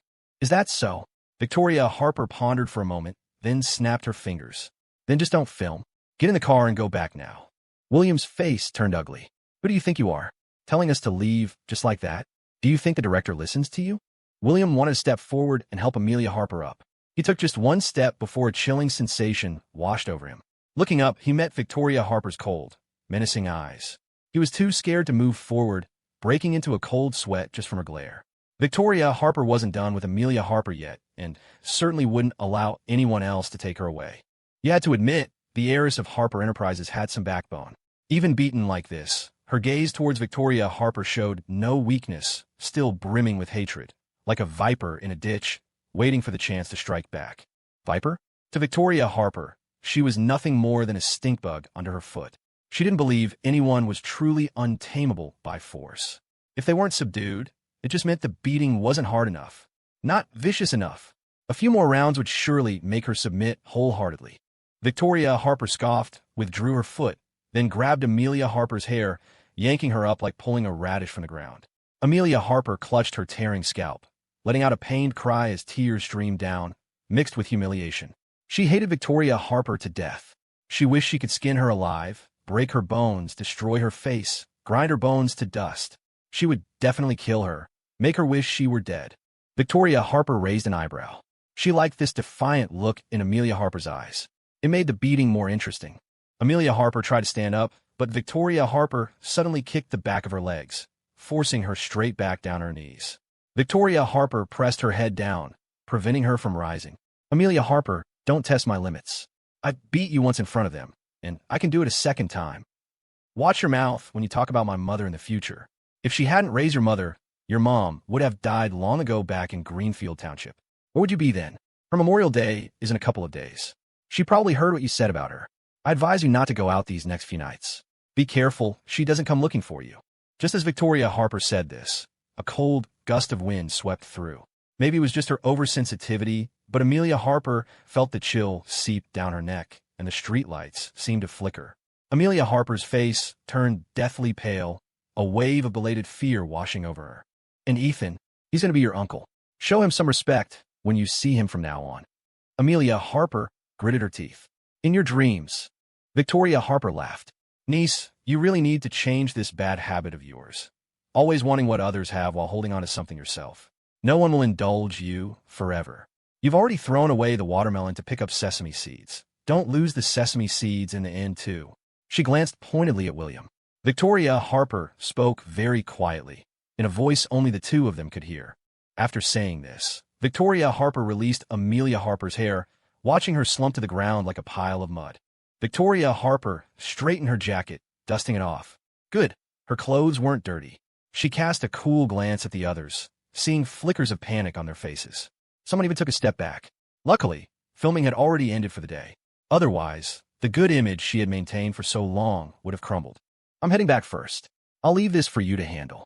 Victoria Harper had only beaten Amelia Harper for about 10 minutes, just the right amount of time. Any longer, and she might have broken a sweat. Victoria Harper jogged back towards Oak Ridge Retreat. As soon as she entered the courtyard, she saw Ethan. Ethan, is it dealt with? Did anything happen? Did she curse you again? All dealt with. Just teaching a junior a lesson. Easy peasy. Victoria Harper walked towards Ethan, holding out her hands. I accidentally hit my hand against the wall just now. Look, it's all red. Plenty of lights have been left on in the courtyard for better filming, so the illumination was good. Ethan looked at Victoria Harper's palm. It really was red. How did you accidentally hit it against the wall? I tripped and lost my balance. Victoria Harper lied without batting an eye, shamelessly seeking comfort. Could you blow on it for me? Blow on it, and it won't hurt so much. Although he was standing in the courtyard, the walls weren't soundproof, and he wasn't deaf. He had heard at least some of the commotion outside. He'd heard Victoria Harper giving Amelia Harper a harsh lesson. So, how her hand got red was self-evident. Ethan didn't expose Victoria Harper's lie. Today was her birthday. You should indulge her. Let her be happy. Victoria Harper had just wanted to tease Ethan. With his reserved personality, he definitely wouldn't do something like blowing on her hand. So after saying it, she prepared to pull her hand back. Unexpectedly, Ethan actually grasped her wrist. Watching his face draw closer and closer, Victoria Harper's heart stuttered, and time seemed to stop. A cool breath brushed against her palm, slightly ticklish, making one instinctively want to grasp it. Victoria Harper twitched her fingertips, her hand uncontrollably clenching into a loose fist. As Ethan leaned down towards her hand, it looked almost as if he were kissing her fingertips. Victoria Harper felt an uncontrollable flutter in her heart. Usually, she was the one deliberately getting close to Ethan to tease him. Today, the roles were reversed. Ethan looked up, meeting Victoria Harper's shimmering, rippling eyes. He released her hand and asked, "Is it better? If I said it would only get better if you kissed it, would you?" Victoria Harper quickly found her counterattack. Ethan replied with mock seriousness, "If that were really the case, then I'd choose to send you to the Mayo Clinic. Let the doctors examine your hand properly, and while they're at it, examine my mouth too, to see why it possesses healing and pain-relieving properties." Victoria Harper's eyes curved into crescents as she smiled.